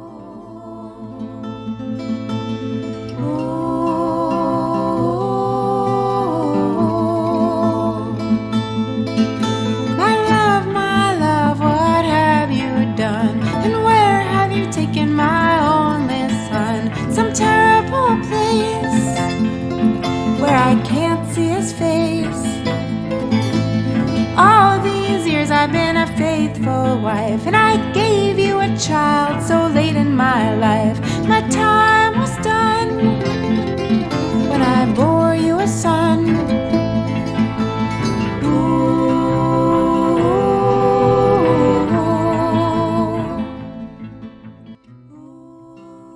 ויאמר יצחק אל אברהם אביו, ויאמר, אבי? ויאמר, הנני בני. ויאמר, הנה האש והעצים ואייהסה לעולה. ויאמר אברהם, אלוהים יראה לו הסה לעולה בני. וילכו שניהם יחדיו. ויבואו אל המקום אשר אמר לו האלוהים. ויבן שם אברהם את המזבח, ויערוך את העצים, ויעקוד את יצחק בנו, וישם אותו על המזבח ממעל העצים. וישלח אברהם את ידו, ויקח את המאכלת לשחוט את בנו.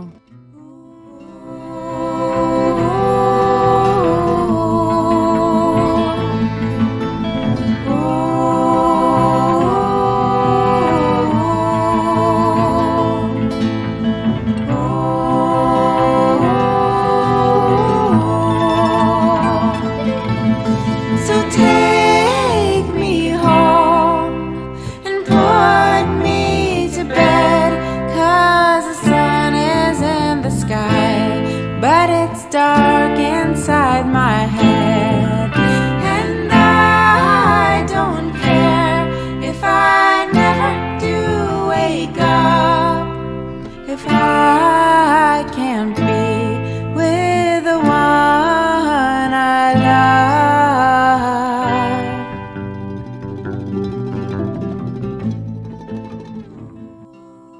ויקרא אליו מלאך אדוני מן השמיים, ויאמר, אברהם, אברהם. ויאמר, הנני. ויאמר, אל תשלח ידך אל הנאה, ואל תעש לו מאומה. כי אתה ידעתי, כי ירא אלוהים אתה, ולא הסחת את בנך, את יחידך ממני.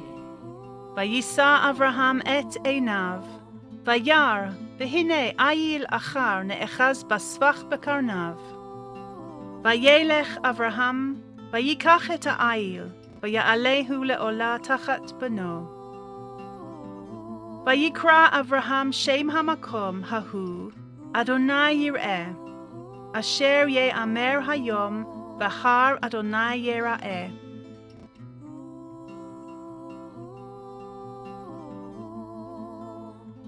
ויקרא מלאך אדוני אל אברהם שנית מן השמיים, ויאמר, בי נשבעתי נום אדוני, כי יען אשר עשית את הדבר הזה, ולא הסחת את בנך, את יחידך. כי ברך אברכך, והרבה הרבה את זרעך, ככוכבי השמיים, וככל אשר על שפת הים. וירש זרעך את שאר אויביו, והתברכו בזרעך כל גויי הארץ, עקב אשר שמעת בקולי. וישוב אברהם אל נעריו, ויקומו וילכו יחדיו אל באר שבע. וישב אברהם בבאר שבע.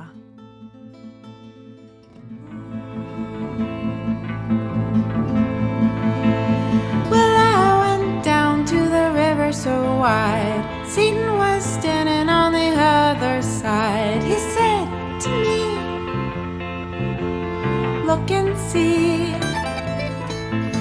But hush, little baby, don't you cry, 'cause I'll be waiting on the other side. You won't be alone, I'll make it feel like home.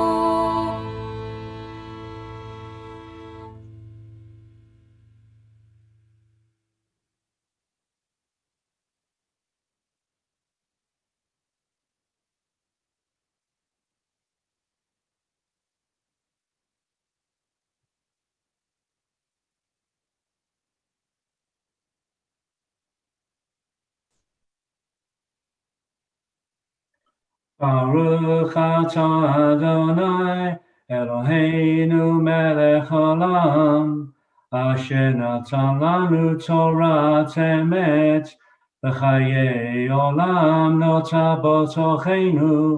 Baruch atah Adonai noten haTorah. Amen. And before we continue with the Haftarah, we're going to interpolate at this point Shekhinah Makor Chayenu, a prayer which you'll find on page 137.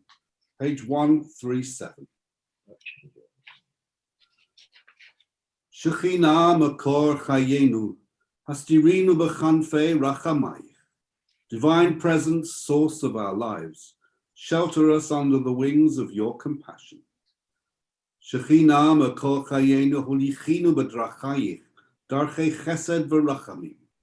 Divine Presence, source of our lives, cause us to walk in your ways of love and compassion. Shekhinah Makor Chayenu Chazki et Yitzreinu Hatov L'ma'an Nitgaber Al Yitzreinu Hara. Divine Presence, source of our lives, fortify our desire to do good, that we may overcome our tendency to do evil. Shekhinah Makor Chayenu Amtsinu Lahachnia et Ka'asenu Ulahishtalet al Tokfanutenu. Divine Presence, source of our lives, give us strength to restrain our anger and to control our aggression. Shekhinah makor chayenu lamdinu et ma'aneh harach hameshiv chema. Divine presence, source of our lives, teach us to use the gentle answer that turns away wrath.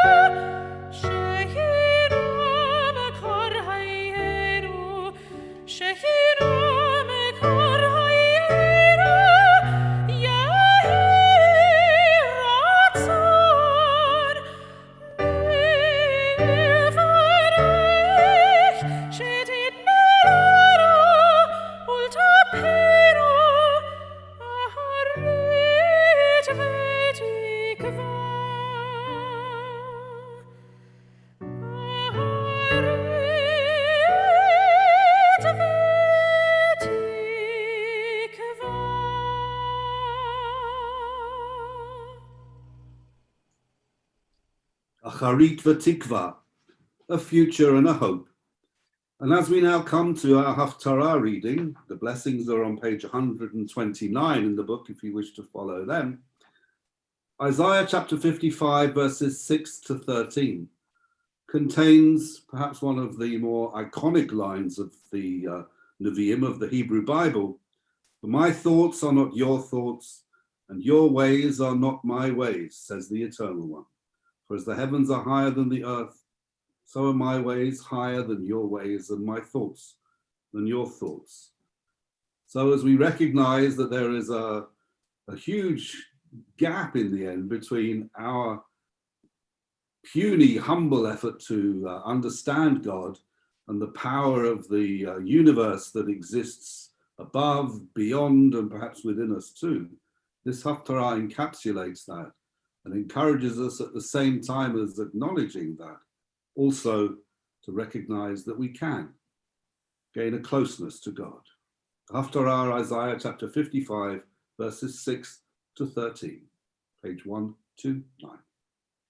Baruch atah Adonai, Eloheinu melech haolam, asher bacha b'miyim tovim v'ratza b'divreihem hane'emarim be'emet.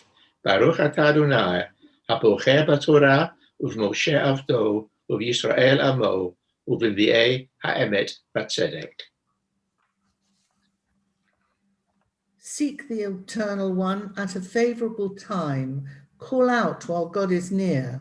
Let the wicked forsake their ways, and those bent on evil their thoughts. Let them return to the Eternal One, who will show them mercy, and to our God, who will abundantly pardon. For my thoughts are not your thoughts, and your ways are not my ways, says the Eternal One.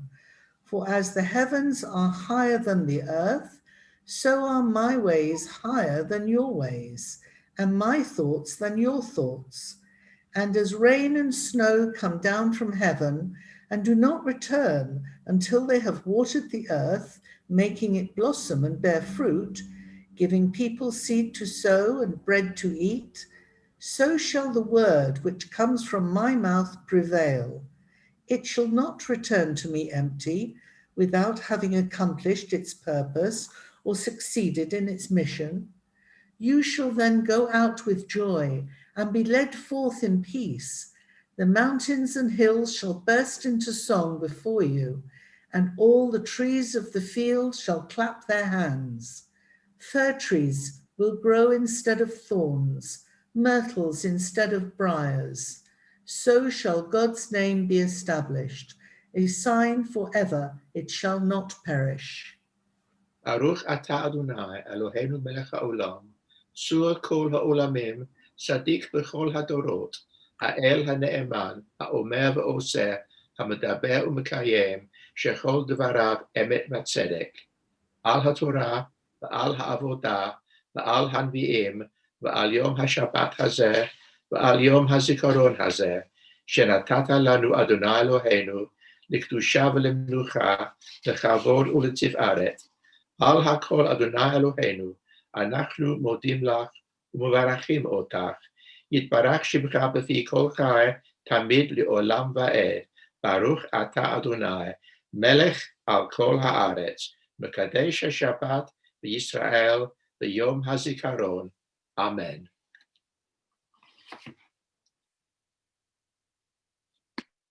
And now we continue with some specially composed prayers for the community. We're not reading the traditional prayer for the royal family and so on, but these have been composed for the times in which we're living.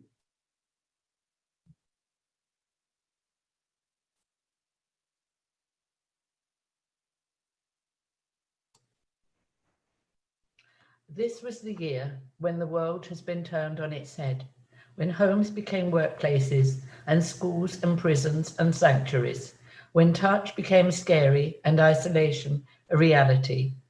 This was the year when we counted our blessings and counted the days, even when it was not the Omer. This was the year when our heroes were in our hospitals, in our schools, and when leadership was shown by those who continued to empty our bins and fill our supermarket shelves. This was the year when we learned a new vocabulary of furlough and masks, pandemic and shielding. This was the year when we cried out to be together again in person, to kiss at Kiddush and to take for granted a mundane routine. This was the year we recognized how many people had been excluded from our communities in years past by the stumbling blocks we did not know we had erected. And this was the year we flung doors, screens, and webcams open wide to bring them in. This was the year we took our foot off the accelerator and watched how our environment flourished, when we heard the birds sing, the traffic stop, and the skies clear.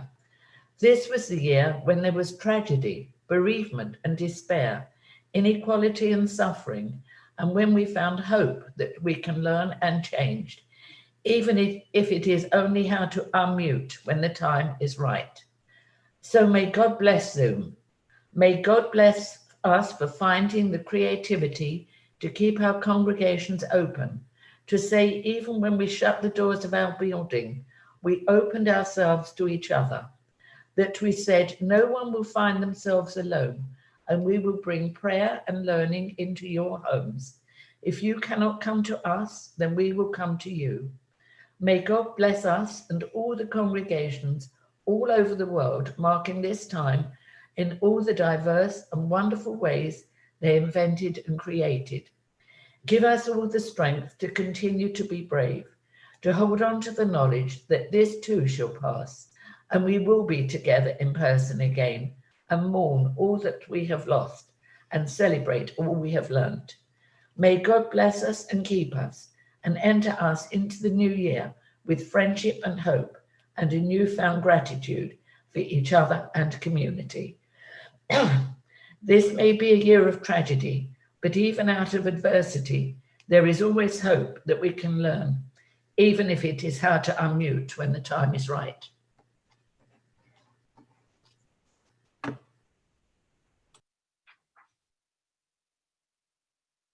So now we continue on page 138. Ki lekach tov.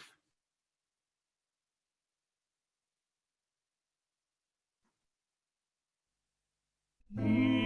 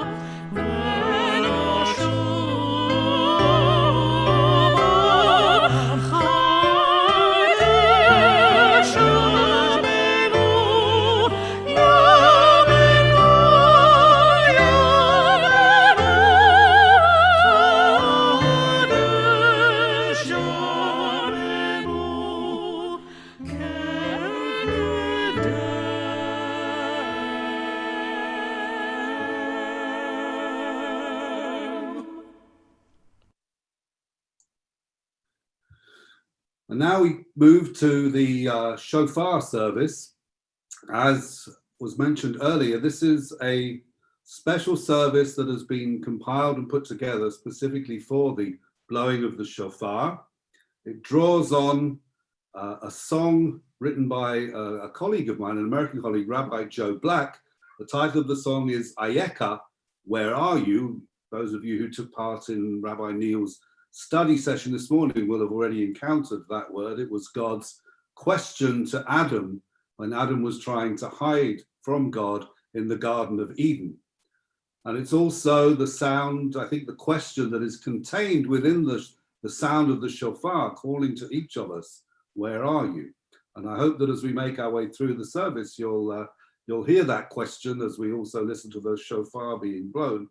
And many of the readings that are incorporated here were taken from and then adapted from the Gate of Repentance, the previous liberal Jewish Machzor that was produced and published in 1973. So you'll be following this on your screen from now on. You won't find it in the book, but I hope that what's on the screen will enable you to follow what's going on. In the 7th month, on the 1st day of the month, you shall hold a sacred assembly and abstain from all work. You shall mark it by sounding the shofar. In ancient Israel, the sounding of the ram's horn signified various occurrences in the lives of our ancestors. It was a sound of warning and alarm, but in settled times it was used to signify the beginning of a new month and other solemn occasions in the calendar.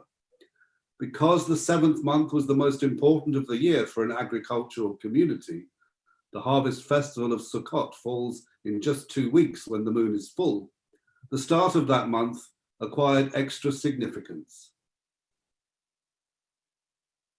As Judaism moved away from its agricultural roots, the new moon of the 7th month became an occasion to commemorate the creation of the world, to recall the binding of Isaac and the covenant at Sinai, to celebrate God's sovereignty over the universe, to warn of God's judgment of all men and women, demanding of them repentance and rededication, and to proclaim the ultimate triumph of good over evil.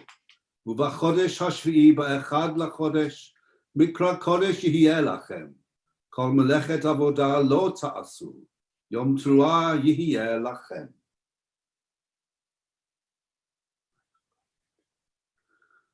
The shofar calls out to us at this time of year and asks each of us, Ayekkah, where are you? It reminds us of the role we can play in perfecting the world and says to us, awake, you sleepers, from your sleep. Arouse yourselves, you slumberers, out of your slumber. Examine your deeds and turn to God in repentance. Remember your Creator, you who, caught up in the daily round, lose sight of eternal truth, who waste your years in vain pursuits which neither benefit nor save. Look closely at yourselves, improve your ways and your deeds. Every one of you give up your evil ways and your unworthy aims. Blow the shofar at the new moon and when the moon is full. For our festival, it is a statute for Israel, an ordinance, thank you, of the God of Jacob.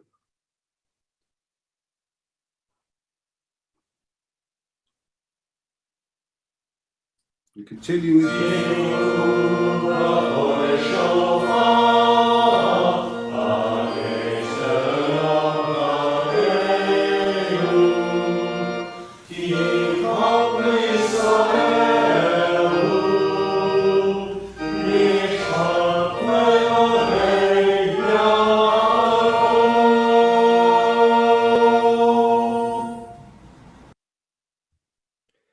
And we continue now with our blessings for hearing the sound of the shofar.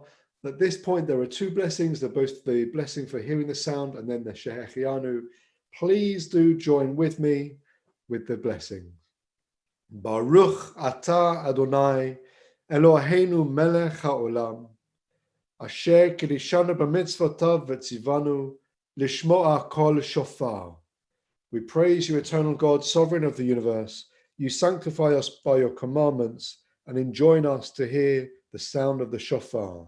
And the Shehechianu we say together, Baruch atah Adonai Eloheinu melech haolam, Shehechianu v'ki'emanu v'higianu lazman hazeh. Tekiah. Shivarim teruah.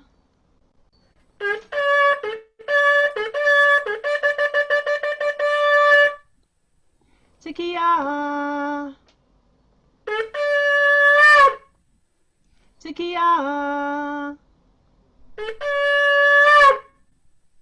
Shivarim.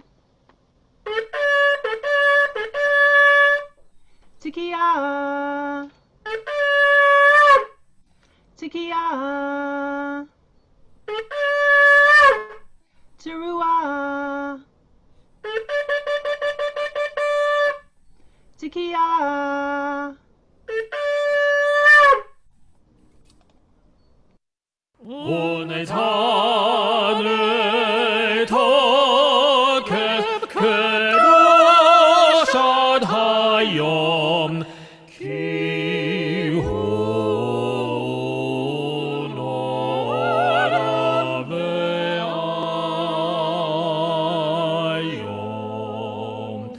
우월지나세 말고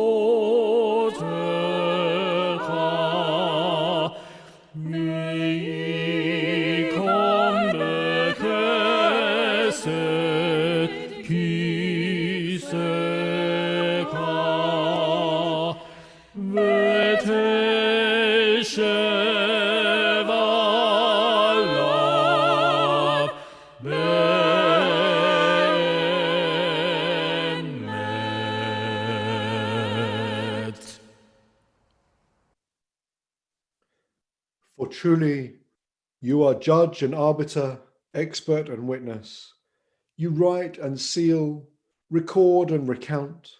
You remember deeds long forgotten. You open the book of records, and what is written there proclaims itself, for it bears the signature of every human being.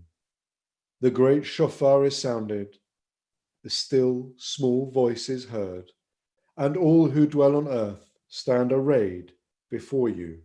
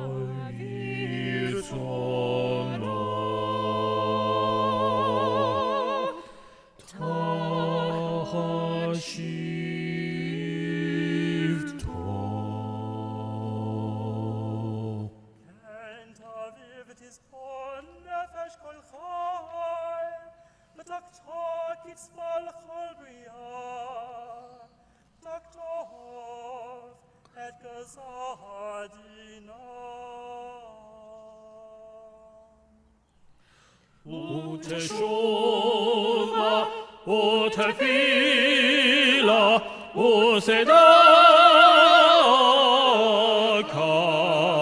ma'avirim nedron, hagezerah.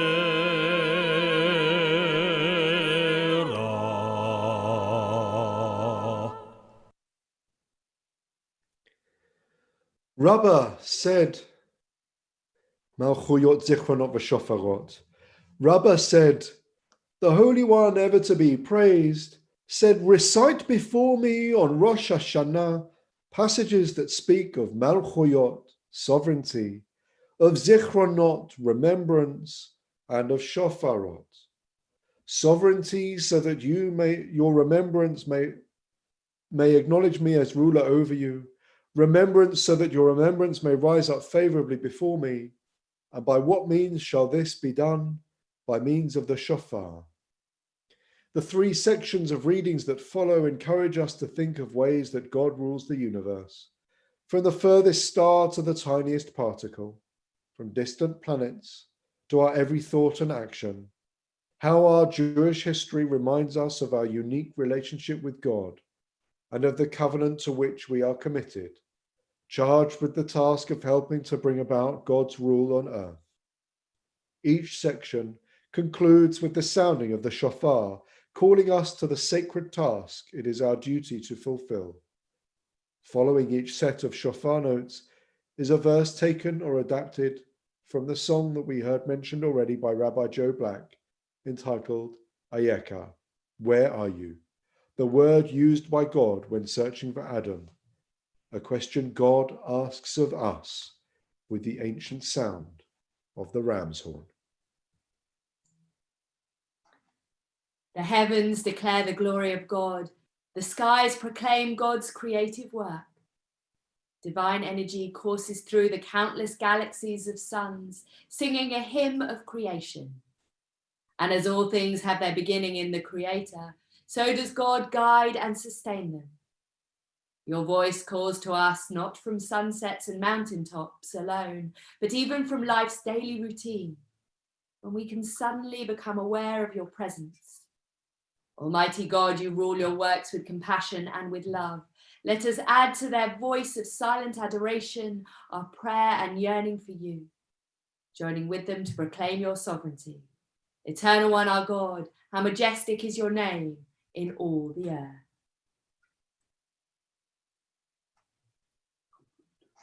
Let us now praise the Sovereign of the universe and proclaim the greatness of its Creator, whose unity it is our mission to make known, whose rule it is our task to make effective. We bow in awe and thanksgiving before the Supreme Sovereign, the Holy One ever to be praised. Aleinu l'shabeach l'adon hakol, l'tei gdula liyotzeh bereshit, asher som chelkeinu liyached et shemo, v'gor aleinu lahamalik malchuto, v'anachnu korim, u'mishtachavim u'modim, lifnei melech malchei hamlachim, HaKadosh Baruch Hu.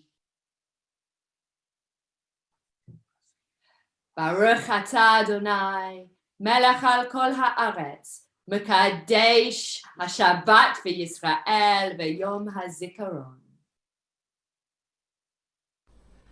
Tekiah. Shivarim teruah.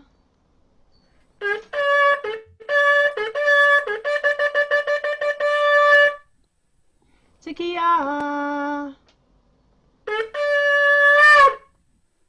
Tekiah.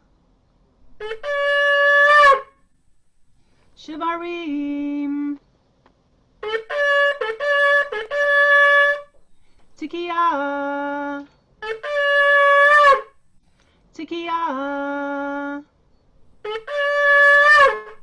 Teruah. Tekiah.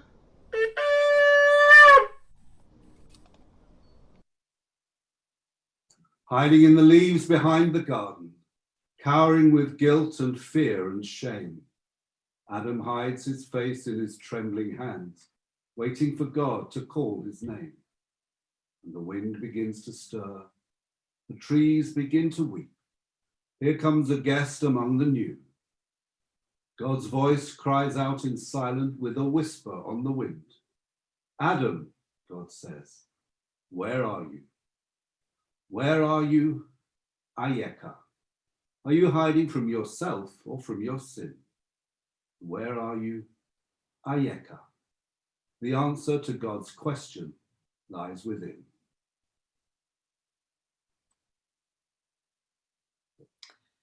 God of all lands and ages, we stand at Sinai every day. The ground beneath our feet is holy. The light which shines for us is yours. the world burns with your presence. There have been many moments of revelation in the life of our people when your presence was made known to them. We recall their devotion and their dedication to our ancient faith, lovingly preserved and handed down that we might celebrate it on this day of remembrance. They searched, as do we, for glimpses of your presence, understanding, as must we, the connection with their past and the duty to our future. All this we hear, we remember, when the voice of the shofar, stranger among sounds, calls out to us from our past. Baruch atah Adonai, Zocher Habrit. We praise you, O God, who remembers the covenant. Tekiah. Shivarim Teruah.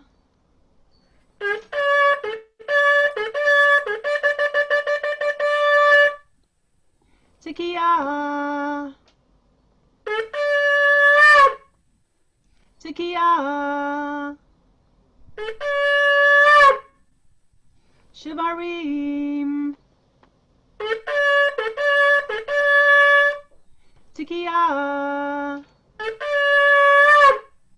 Tekiah.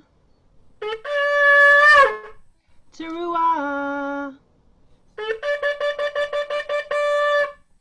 Tekiah.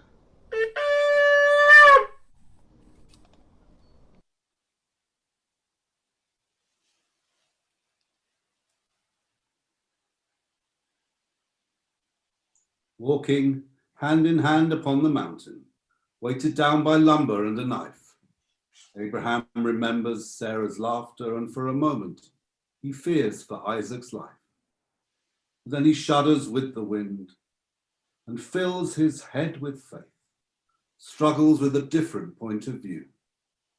He reaches deep inside to find the handle to the blade.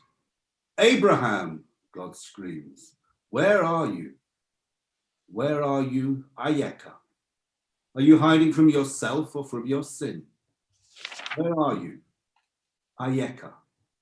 The answer to God's question lies within. To affirm God is to affirm that history has a purpose. Our role as human beings is to perfect ourselves, to unfold the great potential that, created in God's image, resides in us, to learn to live with our fellow humans in peace and harmony, to build a society of liberty and justice, compassion and love, which shall acknowledge God's sovereignty in word and deed, which shall be God's kingdom.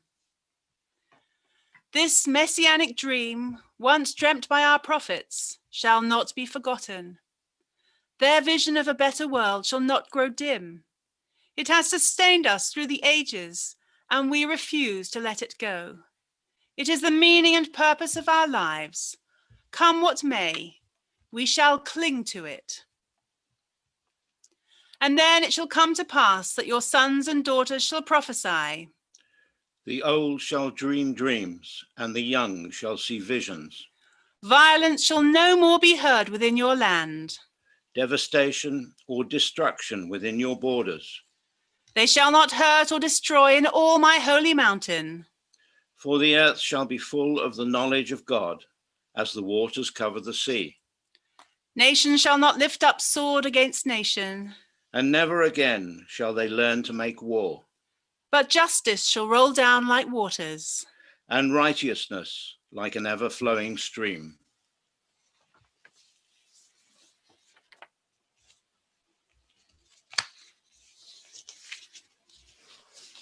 Baruch atah Adonai, shomea kol truat amo Yisrael barachamim. Tekiah. Shivarim Teruah.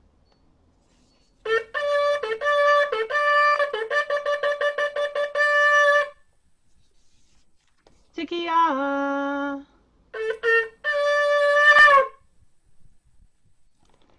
Tekiah.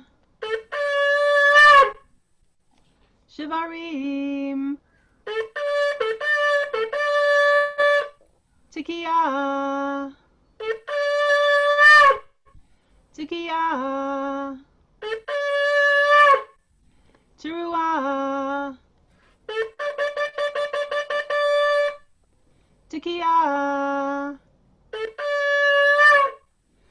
Tikiya Gadola.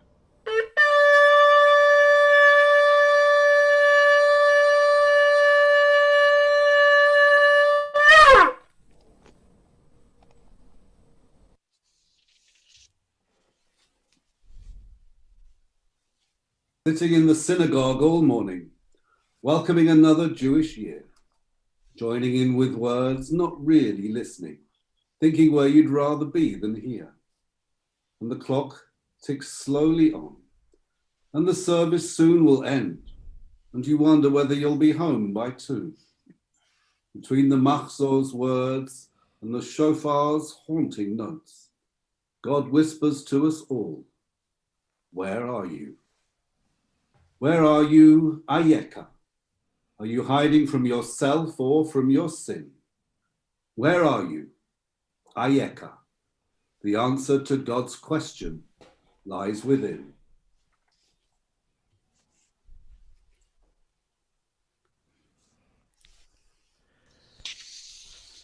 So we now turn to Psalm 150. It's on page 152 in your machzors. Hallelujah, hallelujah, hallelujah, hallelujah, hallelujah, hallelujah, hallelujah, hallelujah, hallelujah, hallelujah, hallelujah, hallelujah, el bekadsho, hallelujah, bekira uzo. Hallelujah, big vorata. Hallelujah, karov godlo. Hallelujah, hallelujah, hallelujah, hallelujah, hallelujah, hallelujah, hallelujah, hallelujah, hallelujah, hallelujah, hallelujah, pateka shofar. Hallelujah, benevel v'china. Hallelujah, b'tof u'machol. Hallelujah, b'minim v'ugav. Hallelujah, hallelujah, hallelujah, hallelujah, hallelujah, hallelujah, hallelujah, hallelujah, hallelujah, hallelujah, hallelujah. Hallelujah, but silsile shama. Hallelujah, but silsile Torah. Kol chan shama ta hallelujah. Hallelujah,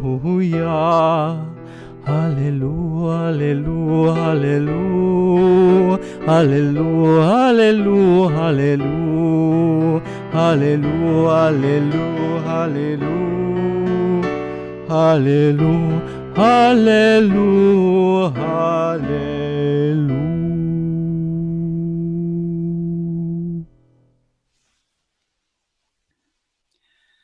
Eloheinu ve'Elohei avotenu ve'imotenu, our God and God of our ancestors, may you rule in glory over all the earth, and let your grandeur be acclaimed throughout the world.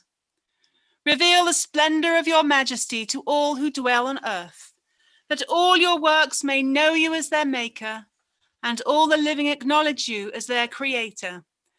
Then all who breathe shall say, the Eternal One, the God of Israel, is sovereign, ruling over all creation. And it has been said, the eternal God shall rule over all the earth. On that day, the eternal God shall be one and known to be one.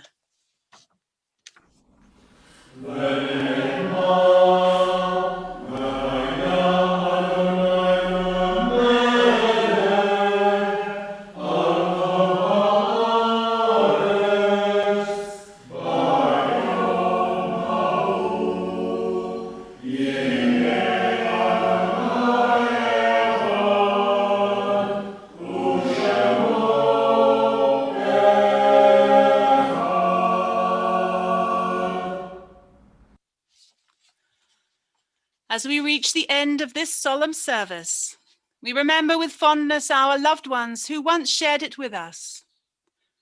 Those who have died still live in many ways. Life and death alike are mysteries. We journey through a country dimly seen by the uncertain light of thought and feeling, and death is undiscovered territory, a land without report. Yet as we now remember our loved ones who have died, we do so with hope and faith. They have faded from our sight, but they live within us and will ever live. In God's presence, no good thing can perish. In God's love, all beauty shines forever. And in our communities, we remember today on the occasion of their yahrzeits, Mosaic Liberal, Danny Green, the partner of Eve Porath, and Muriel Millett, the mother of Eve Porath. Minnie Kasher, the mother of Derek Kasher, and Caroline Lawton, the mother of Marie Capitelli. And for South Bucks Jewish community, we remember Mark Jonathan Pulver, the son of Renee and Arnold Pulver. We also remember today Ruth Bader Ginsburg, the notorious RBG, as she was lovingly known, who died yesterday. US Supreme Court Justice, the second woman ever confirmed to that position, teacher, national icon, lifelong advocate of gender equality, and inspiration to many. And she is mourned across the globe.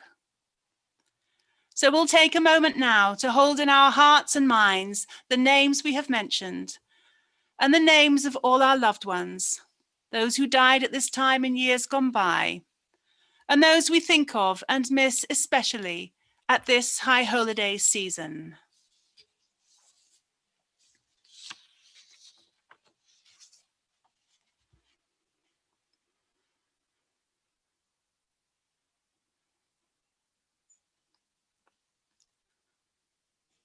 Knowing that life is precious, may we labor for the coming of the day when no one shall perish through the cruelty or indifference of others.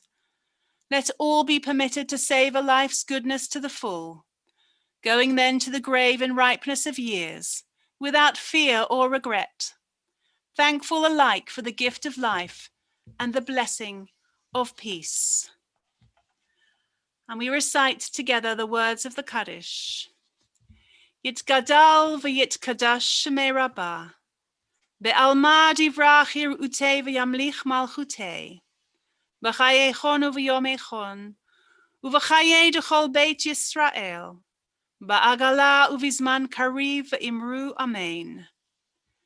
Yehei shmei Rabbah mavarach le'alam u'la'almei almaya, yitbarach v'yishtabach v'yitpa'ar v'yitramam v'yitnasei, V'yithadar v'yit'aleh v'yithalal, Shmei d'Kudashah barichu.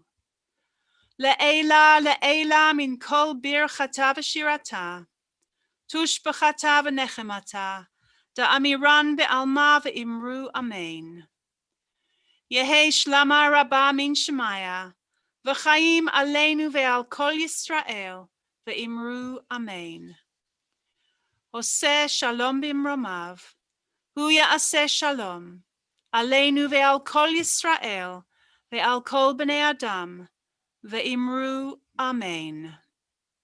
May the Most High, source of perfect peace, grant peace to us, to all Israel, and to all humanity. And let us say, Amen. Amen.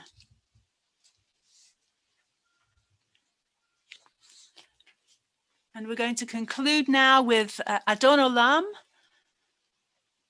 Oh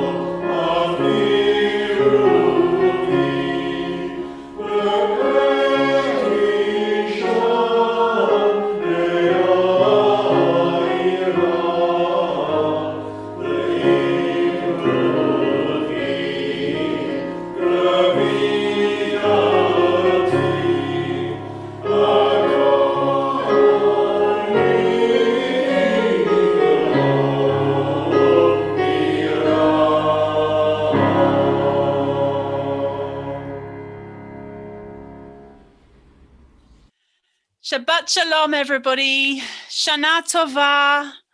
And a very big thank you to everyone who's participated in the service, to everyone who worked behind the scenes to make it all possible today. And a very big thank you to Joseph and to Mike for the beautiful music. And a very special thank you to Mike for being our tech person and making sure that everything went so very smoothly. So in a moment, we're going to hand over to Rabbi Pete to lead us in Kiddush, which is on page 450 of the Machzor. But I'll hand over to Charlie, just if there are any announcements, Charlie.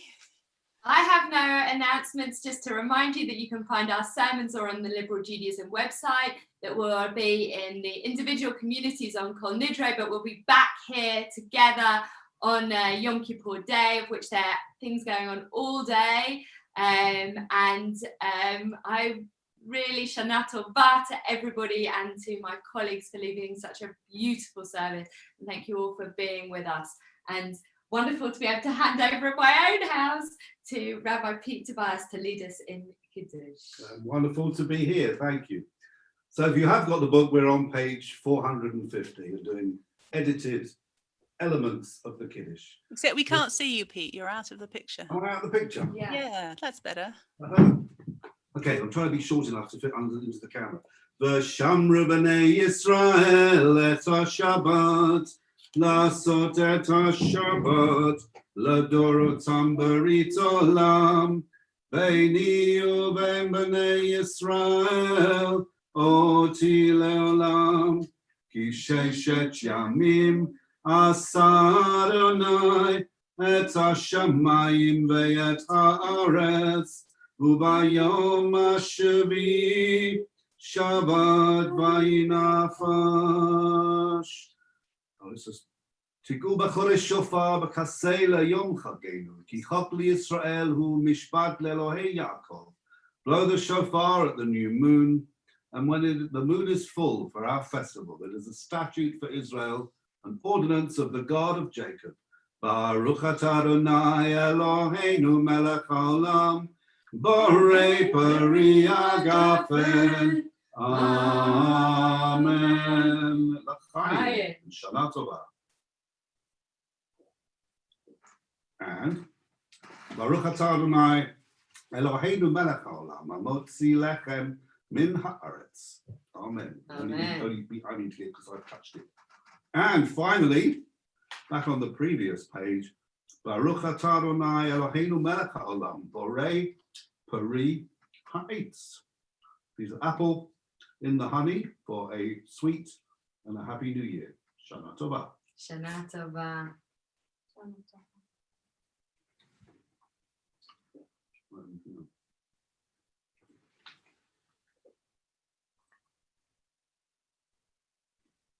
And so for all of those of you watching at home, we're now going to leave the live stream.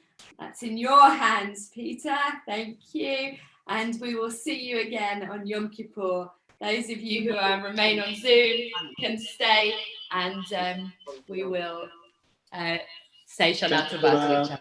Shana Tova. Shana Tova.